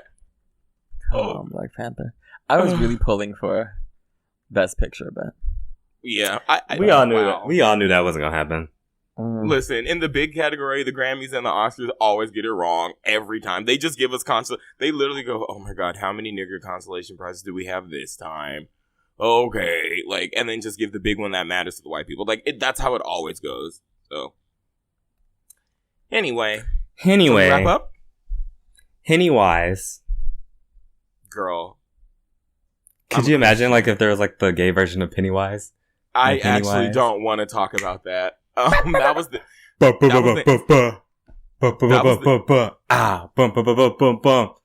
There's a kiki down here. Oh, okay. I know you, okay. It starts out like it's like a circus song, and then it but like, it's like turns into like a splashing, voguing and song. it's like wet because he's like in the sewer, and it's kind of like echoey. So Yes. yes. But And the you're like- wig is long, like the clown wig is long, so long red Right. hair. Think like Ariel from Little Mermaid. And then he like, you know how he can like control the children's bodies? Can he do that, or did I make that up in my head? Can he like make them move the way he wants them to? I hope so, because if you did make that up, that's some sick shit. Well, well, Pennywise can. I don't know what Pennywise can do, but Pennywise can, and he makes them all just like vogue the house down. Yeah, it's like a Vogue battle. It's like to the death. shablam, and they all death drop, and then they really die. Oh my god, so- that's how he gets it. That's how he gets you. That's how he kills you. Death drop. So we're gonna take a break and sign Bays up for Talkspace. So while we do that, Bum, bum, bum, bum, bum, bum. And we'll be back with the Dix Chaos. brum, brum, brum, brum. Bum, bum, bum, bum.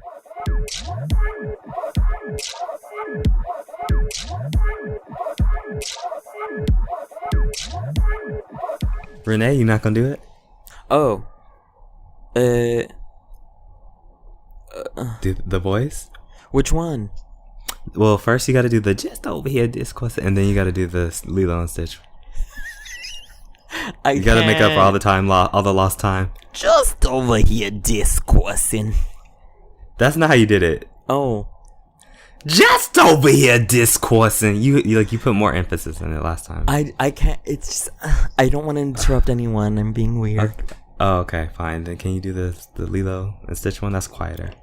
Oh my god! Oh, I mean, Oh my god. I'm tired. Okay, let's just pretend so that. tired. Bleep that out. We'll just pretend you did it. Okay. that was not. So this week's Hi. discourse. Hi. Hello.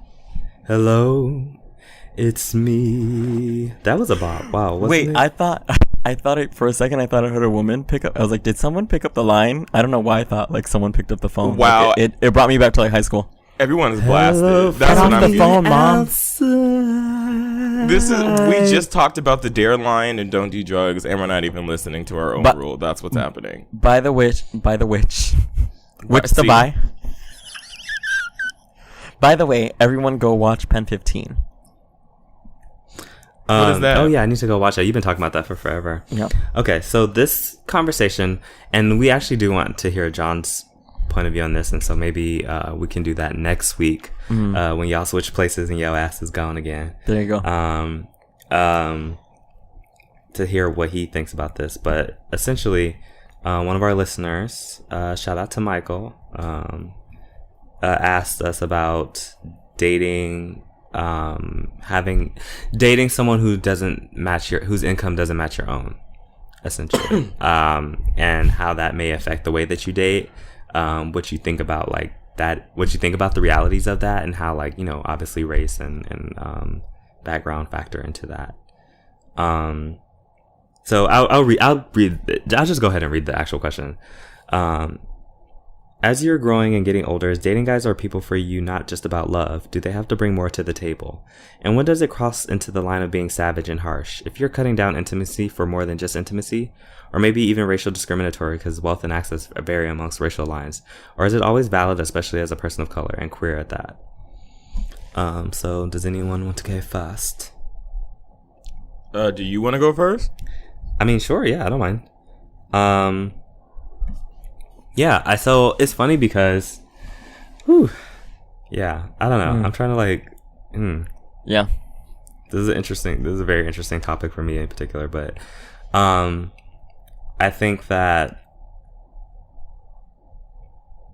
I definitely would want to be in a relationship with someone who was independent. You know, in the future, I also would not ever be in a situation again where I was more financially dependent on that person.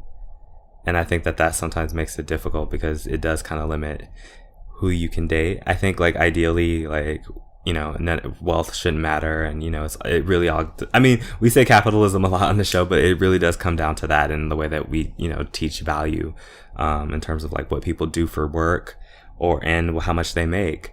But I think that I don't think I could ever be in a romantic relationship again with someone who made significantly more than me. If it was like a sugar daddy situation and there was like no emotions attached to it, then that would be good for me. But I don't think I would ever be in another relationship with somebody who made that much more to me, because I think that it can be uncomfortable if they are able to do things that you are not able to do. And then I feel like you then run the risk of like, okay, either they're going to do all these things that they want to do on their own, or they're going to foot the bill for you. And then is that uncomfortable for you? Does that make them uncomfortable that they're doing that for you? And as far as me dating someone, like, well, I don't know. I don't think I could. I also don't think that I would date someone who didn't make a certain amount of money, just because I would not want to be I would not want to have to support them. Like if I could, like if it was a temporary situation, then if there was like a situation where I could, like, I would have to temporarily support them, that would be one thing. But like if it was like a thing where like I was the one that was making significantly more money, I just also wouldn't want to do that. So I definitely probably, just based on like just the health of the relationship, would probably choose somebody who was more in my range, because I just don't think I think it can work for certain people. Obviously, there's no one rule to it, but I definitely think it's smart to consider all the constraints that can that can be on a relationship. I feel like a lot of people think that, like, again, they kind of romanticize relationships, and it's like once you've gotten into the relationship, you've done the work and you've crossed the finish line. But that's when the real work begins. When you get to a relationship, you're bringing two people together who are not the same, or maybe they are the same, but there's still differences, and they're in this one thing, this one situation, this one relationship. And I think that there's so many things that can cause strain on that relationship. One, just having the two people together all the time. But two, financial things can definitely sour a relationship very quickly. So for me personally, I wouldn't think twice about it. I don't think it's harsh or savage. I think people can be a little callous about the way that, you know, the difference in income and finance and stuff like that. But I definitely think it's important, at least for me, to be somewhat in range of whoever my partner is financially. Can I piggyback off of that? Yeah. So I agree mostly. I think part of it has to do with like the delivery of, or like how it's approached, because I think, in my opinion, I mean, like, yes, realistically, I don't think I wouldn't, my rule is like, I won't date someone that's unemployed, that's not trying to be employed, that's like not a student. Like, so like, if you're not like in school, or like, and you're like just not trying to work, then I won't date you, because like I'm just not like that, and I don't want to just sit around. But like, I wouldn't ever like not date someone because they didn't have a job, or like they weren't trying, or they were like struggling, because everyone struggles. Like, hell, I'm struggling. Like, so it was like, who am I to sit there and be like, this person can't, whatever. But I think that that's just stuff that just has to kind of be discussed. Like I've been in a situation with someone who had made like significantly much more than me, and like was able to like buy me things and whatever, and like It was odd though, because I actually didn't feel bad about it, like, because I was like, I brought other things to the table. So I didn't feel like as bad, because I was like, I've made it very clear that like I do not want you to give me things, but if you do give them to me, I'm not going to tell you no. Like, so, but I mean, my issue with this, when John first like read it to us, was kind of about like, because I feel like a lot of times, like the way I see it, like when I first heard about this, like, Baze, have you ever heard of like on people on Twitter talking about like, oh, like y'all ain't going on like $300 dates, and like, you know, like you're not, like, when people are just like, oh, like you don't spend a certain amount of money on this, or like y'all consider this a date, and blah blah blah blah blah. Yeah. And like that was kind of like where I thought that might go with some people, because it was like, it's very much like I was saying earlier, like performative, because it's like I do think it's one thing though it's one thing like to talk about like, yeah, like there's discrepancies, like for example, like it's really hard to date in LA, like if you don't have a car and you like live more than like a certain thing away from each other, like that's just like a realistic situation. Or like, you know, like the whole hosting situation, like that's a whole thing with a lot of people too. So like those are like realistic things, but it's almost like the way that it's communicated sometimes makes it just seem like, you know, because people be like, oh well, like if you ain't do this, or if you don't have this by this age, or like you don't do this or pay this amount or make this amount of money, then like you're trash and you're this or whatever. And it's like the social clock and trying to enforce that on everybody. Yeah, definitely. Yeah. It's like a lot of this, I feel like a lot of this issue, I feel like is always like steeped in classism and like therefore like racism and stuff. And like I just feel like people don't want to have that conversation because it's not a comfortable conversation, and it's one of those, oh, it always goes back to that. But like, yeah, it does. So like when we're talking about that, like, what do you tell someone, like, and sometimes like those people aren't even worried about dating anyway, like, because it's like they're trying to like get by. So it's just kind of like, I don't know. And also I don't want to date people that are like that anyway, because it's like, okay, like first of all, what do you bring to the table? Like, when we're like, if we're talking about me, like, what do you do? Like, what do you do that's so great that I have to do all of these things, and I have to be I can't be a inconvenience to you. What if you're an inconvenience to me, nigga? I'm busy too.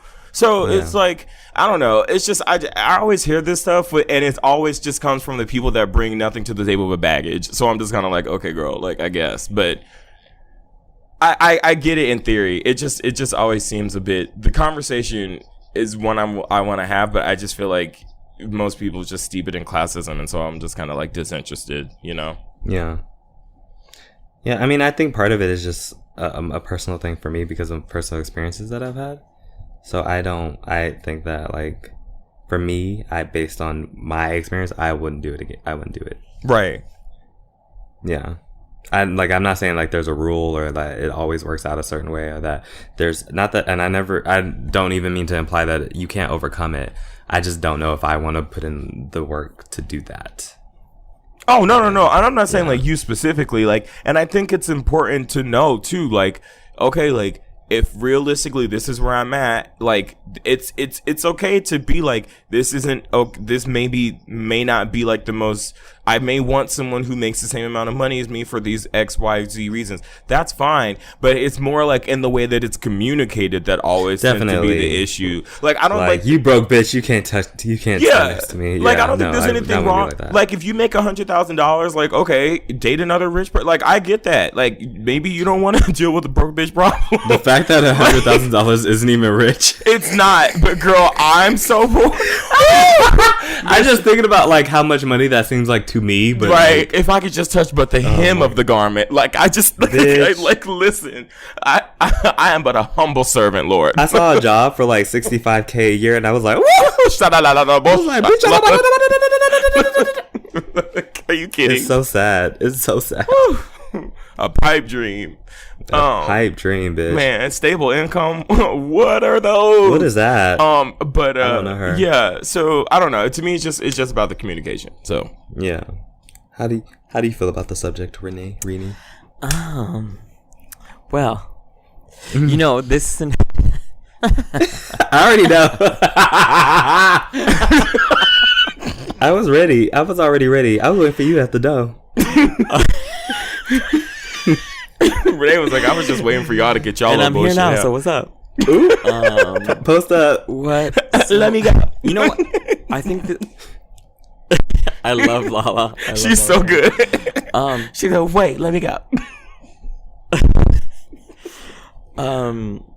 You know, I think this is a really difficult one because I think, you know, we have to weigh realistically what can, you know, what can last, right? Like, so, well, okay, well, let me just put all my shit out there on the table. I'm basically, you know, not doing great financially right now, because I'm trying to graduate. Hopefully that's not going to be an issue once I do. But right now, you know, I'm not at my absolute best.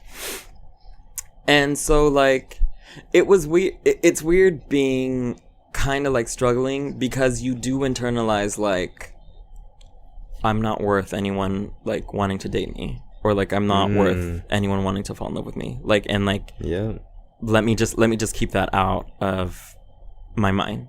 Or like, you know, I don't like, it's just like, that's not even a question.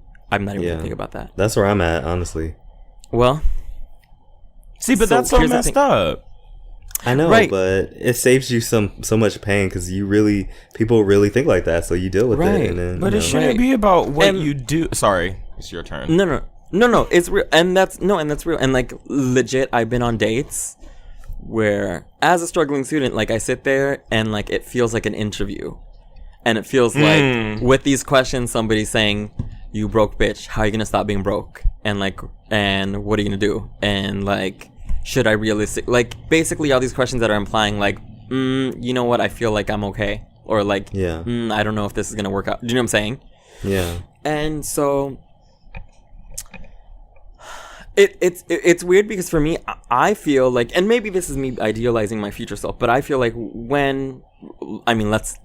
let's hope, but when I'm stable and when I have enough money where I can maybe like help or whatever somebody, I would not mind doing that, A, for friends, and B, for a partner. Yeah. If they needed it, right? As long as I didn't feel like they were taking advantage, or what, you know, as long as like the build up and we keep communicating, so there isn't like the resentment isn't allowed to like build up type of thing. Do you know what I'm saying? And because like right now, basically the reason that I have a place to sleep every night is because my friends are providing me with that. I don't have a stable place of my own at the moment, and I always have to make sure and like talk to them, be like, do you need space today? Do you need me to go somewhere else? But like, et cetera, keep communication open so that they don't resent me for that, right? And I think with the friendships that I have here and maybe the community I have here, it's very much like, we're all gonna eat, we're all gonna sleep tonight, and we're gonna find a place to sleep tonight, like, et cetera. And so because I'm coming from that place of like a very like communal thing, like I feel like when I can help somebody, when I'm in that position, I would do so, and I would do that for a partner. And you know, it's hard because like, I think I told you this before, Baze, like in LA it was so hard to date. It was so hard because it's just like everybody wants, you know, someone who has their shit together, and you know, I obviously did not. Yeah. Meanwhile, they don't have funny their that that's shit regional. together, it's funny that that's like I feel like that is kind of almost regional, because I feel like here in New York and like in the Bay Area as well, like people can't afford to live on their own. That's like a pipe dream. Right. So like nobody really has their shit together. Even the people with college degrees and like a career don't have their shits together. Right. And yeah.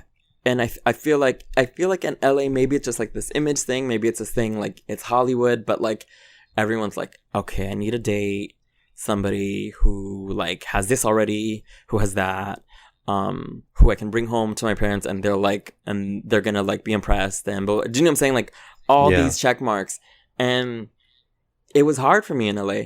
And I think when I think about it, a lot of the people in LA that I know are single, and have these rules are also very lonely because like Yeah. it's very no Sorry. it's No, so- I know it's not funny. it's so hard to like try to follow all these rules and all these like social pressures of who you should date and to seem successful, and then also expect those successful people to be good people, and also expect those successful people to be people that you're going to mesh with. Do you know what I'm saying?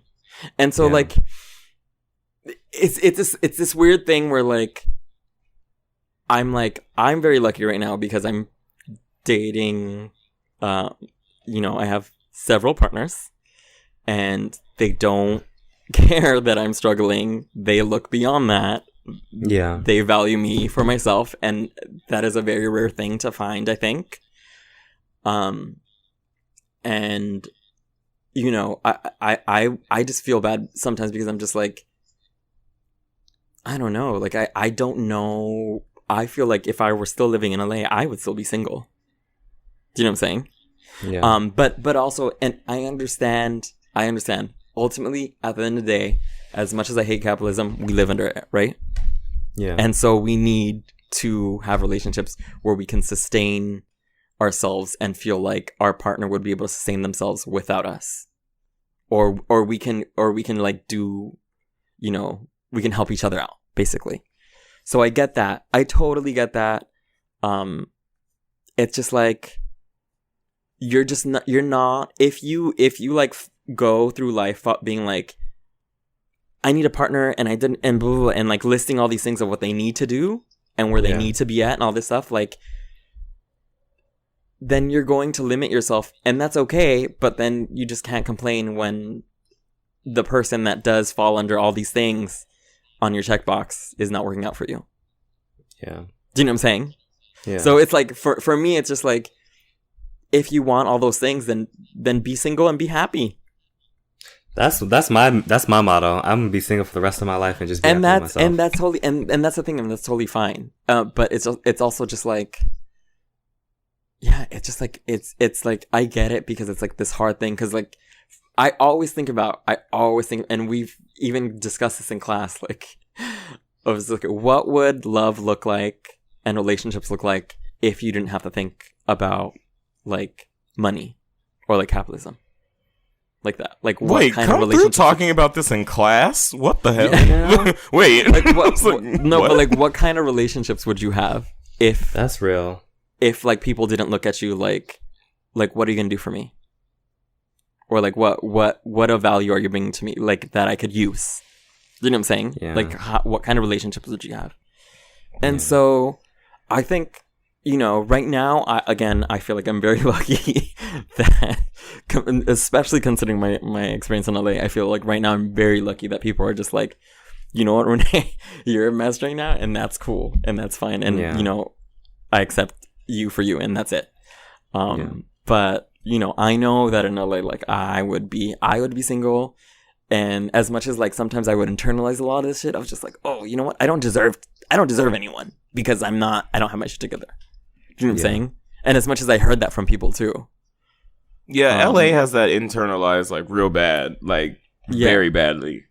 As much as funny because so many people are so lazy and don't want to actually work to do anything. That's the gag. Like, they don't but that's what I'm saying before, like, it's the same people that say all this stuff that don't bring anything to the table. Like you, like, it's like, okay, you are requesting all of these things. So then if you're requesting all of these things, I'm then going to ask you, what are you going to give me in turn? And that's equal to what I'm giving you. Like, and most of these people, like, what are they gonna do? Like, give you nothing but headaches? You got to explain everything to them. Like, you got to send them articles about things. They embarrass you in front of your friends. They say stupid. Like what? Like, and like, if we're real, a lot of the people that are stable very early come from, most of the time, very privileged backgrounds.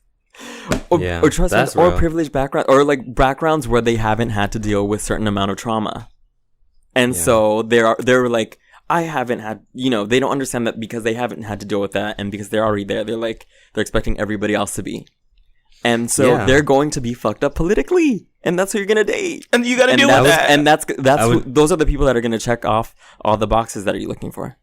I was just saying that one of like the only people that I know that live in New York City that are like stable, like, and don't have like roommates or anything are people whose parents pay for their living situation. Right.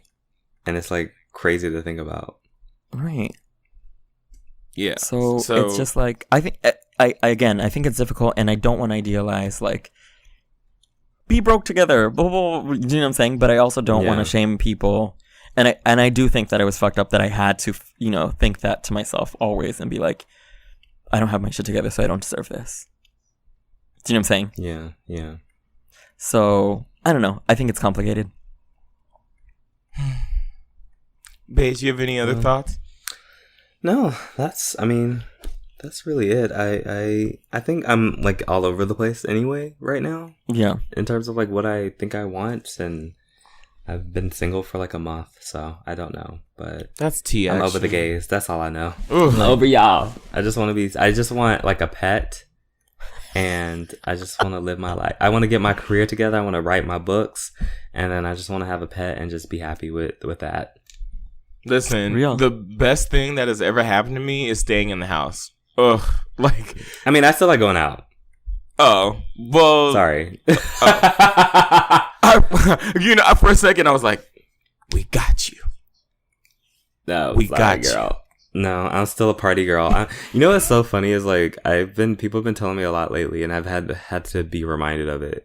Is they're like, "You're so exuberant, like you have so much personality, and you're so like youthful," and I'm just like, what? Like, I don't feel like that. But it's like I'm young, like yeah. Like, what do you but like just youthful period. Like people don't even like when I tell people that I'm 27, they're just like, what? Like I thought you were like 23, 24.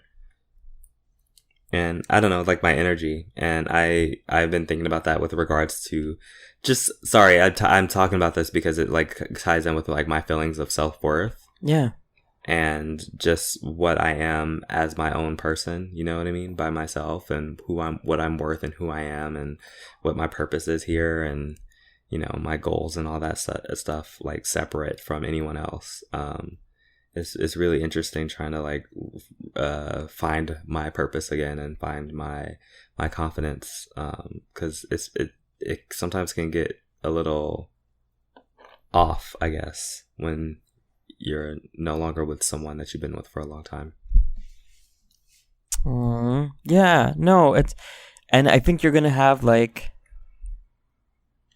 I remember, I'm speaking from where I was at, but it was very heavy for a while, I think. Yeah. And I think, and I might get a little deep right now. Yeah. But okay. I think, come on. After like my last breakup, like the last really intense one about 3 years ago, I think it was right when I met Rakeem, which I was so grateful, by the way, like that I met all these amazing people and like created all these great friendships right when this like horrible thing happened to me. Aww. But like, yeah, I remember after my last breakup, like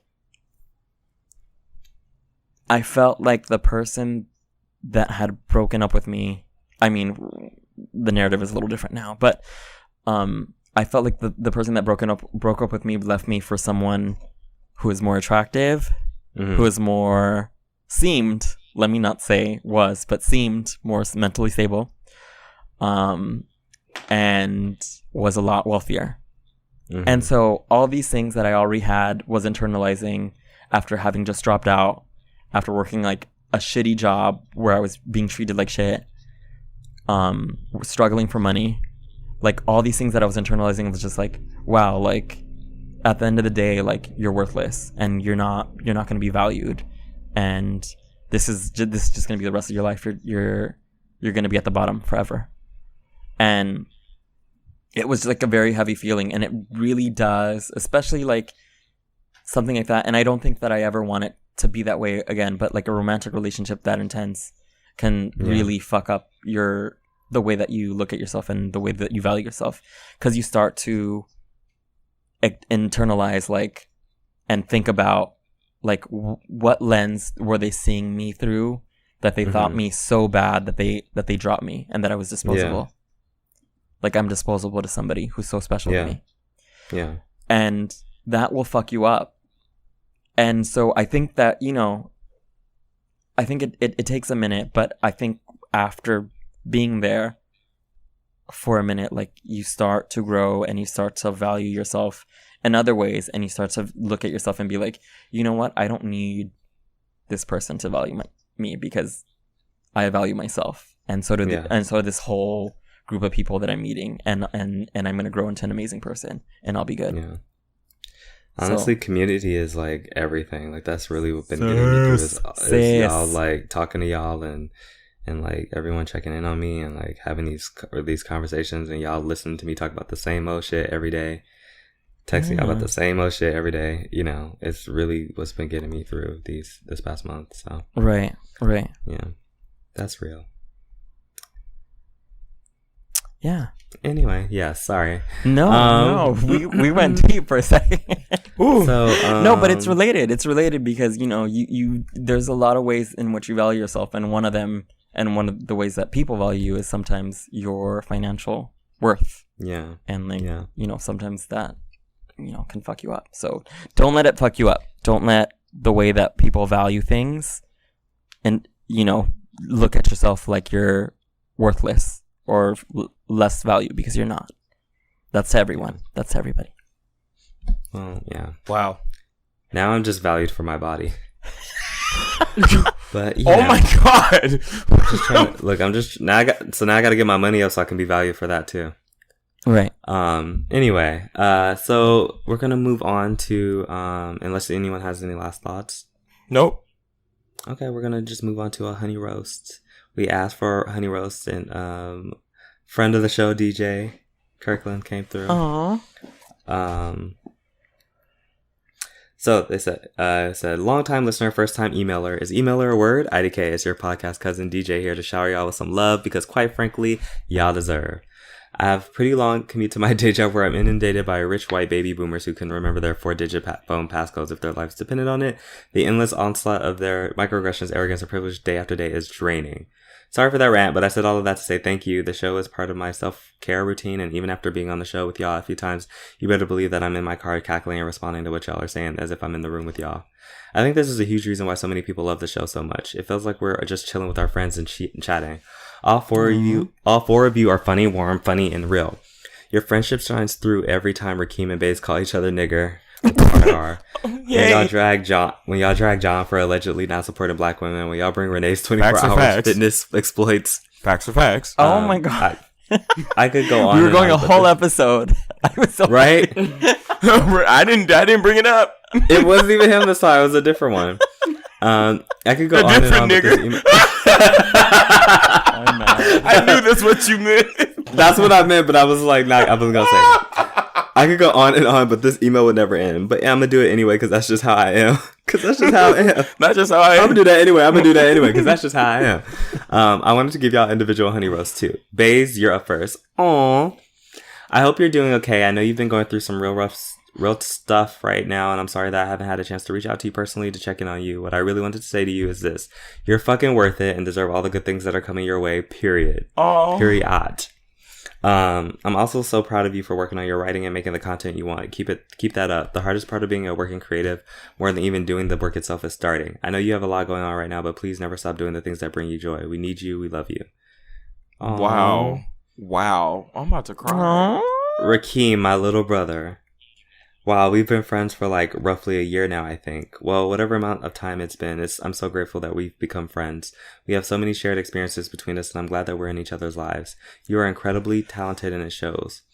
Look at all the hard work you've done, bitch. Stop, take a moment, and really bask in these moments.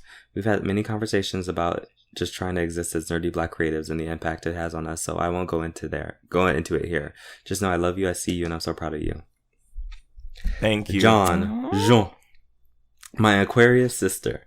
While our season is over, that doesn't mean we stop embracing who we are. Your selflessness and your work and what you do for our community shouldn't go without thanks. We need more people like you in the medical field as a resource for us to feel safe and protected when we need the attention we need. Aside from that, sis, you continuously turn looks on Instagram. I'm honestly in awe over how you express yourself. You make me look at gender in a different way, and that's a wonderful thing. You're beautiful. Keep being you. Wow. And finally, the anti-capitalist huntress, Rene. Hi. I hope you're doing well. I know you have a lot going on as well, and I hope you're kicking ass in school. I miss hearing your perspective on the show, and I hope that you get to a place where we get to hear from you more soon. Okay, I think I'm done. I love all of you in this show so much. Much love to you all, DJ. Oh, thank you so much, DJ. That was a honey roast. Now that was a honey roast, honey. It was DJ. I love you so much. Thank you so much, and you're super talented, and I look up to you. And yeah, thank you. That so here's was like a deep Southern fried honey roast, and I love it. Yes, and isn't DJ from the South? Honey child, boo boo child. So we have a question from December 17th. Now's the time to ask it. It says, question for Rene if he'll return soon. Chile. Is he a fan of Mr. Robot? If not, he loves it. If so, what did he think about season 3 and what is he looking forward to in the final season? Wait, am I a fan of? I'm sorry, am I my fan of Mr. Robot? Mr. Robot? No, it's that show with. You know what? Yeah. I've heard so much about it. I've heard so much, and a lot of friends have told me that I would like it, but I've not watched it yet. But you know what? Now that you brought it up, I will. And I'm sure that I will. Brought it up on December 17th. I heard it's really. Sorry, go ahead. I'm ready. Yeah, I will watch it. I will watch it. Thank you for that question, and I will watch it, and I will get back to you. I promise. So I think that's going to cover us. Of course, we have any last announcements. I'm sure Rakeem has one, but let me just do my weekly announcements of a bitch needs a job.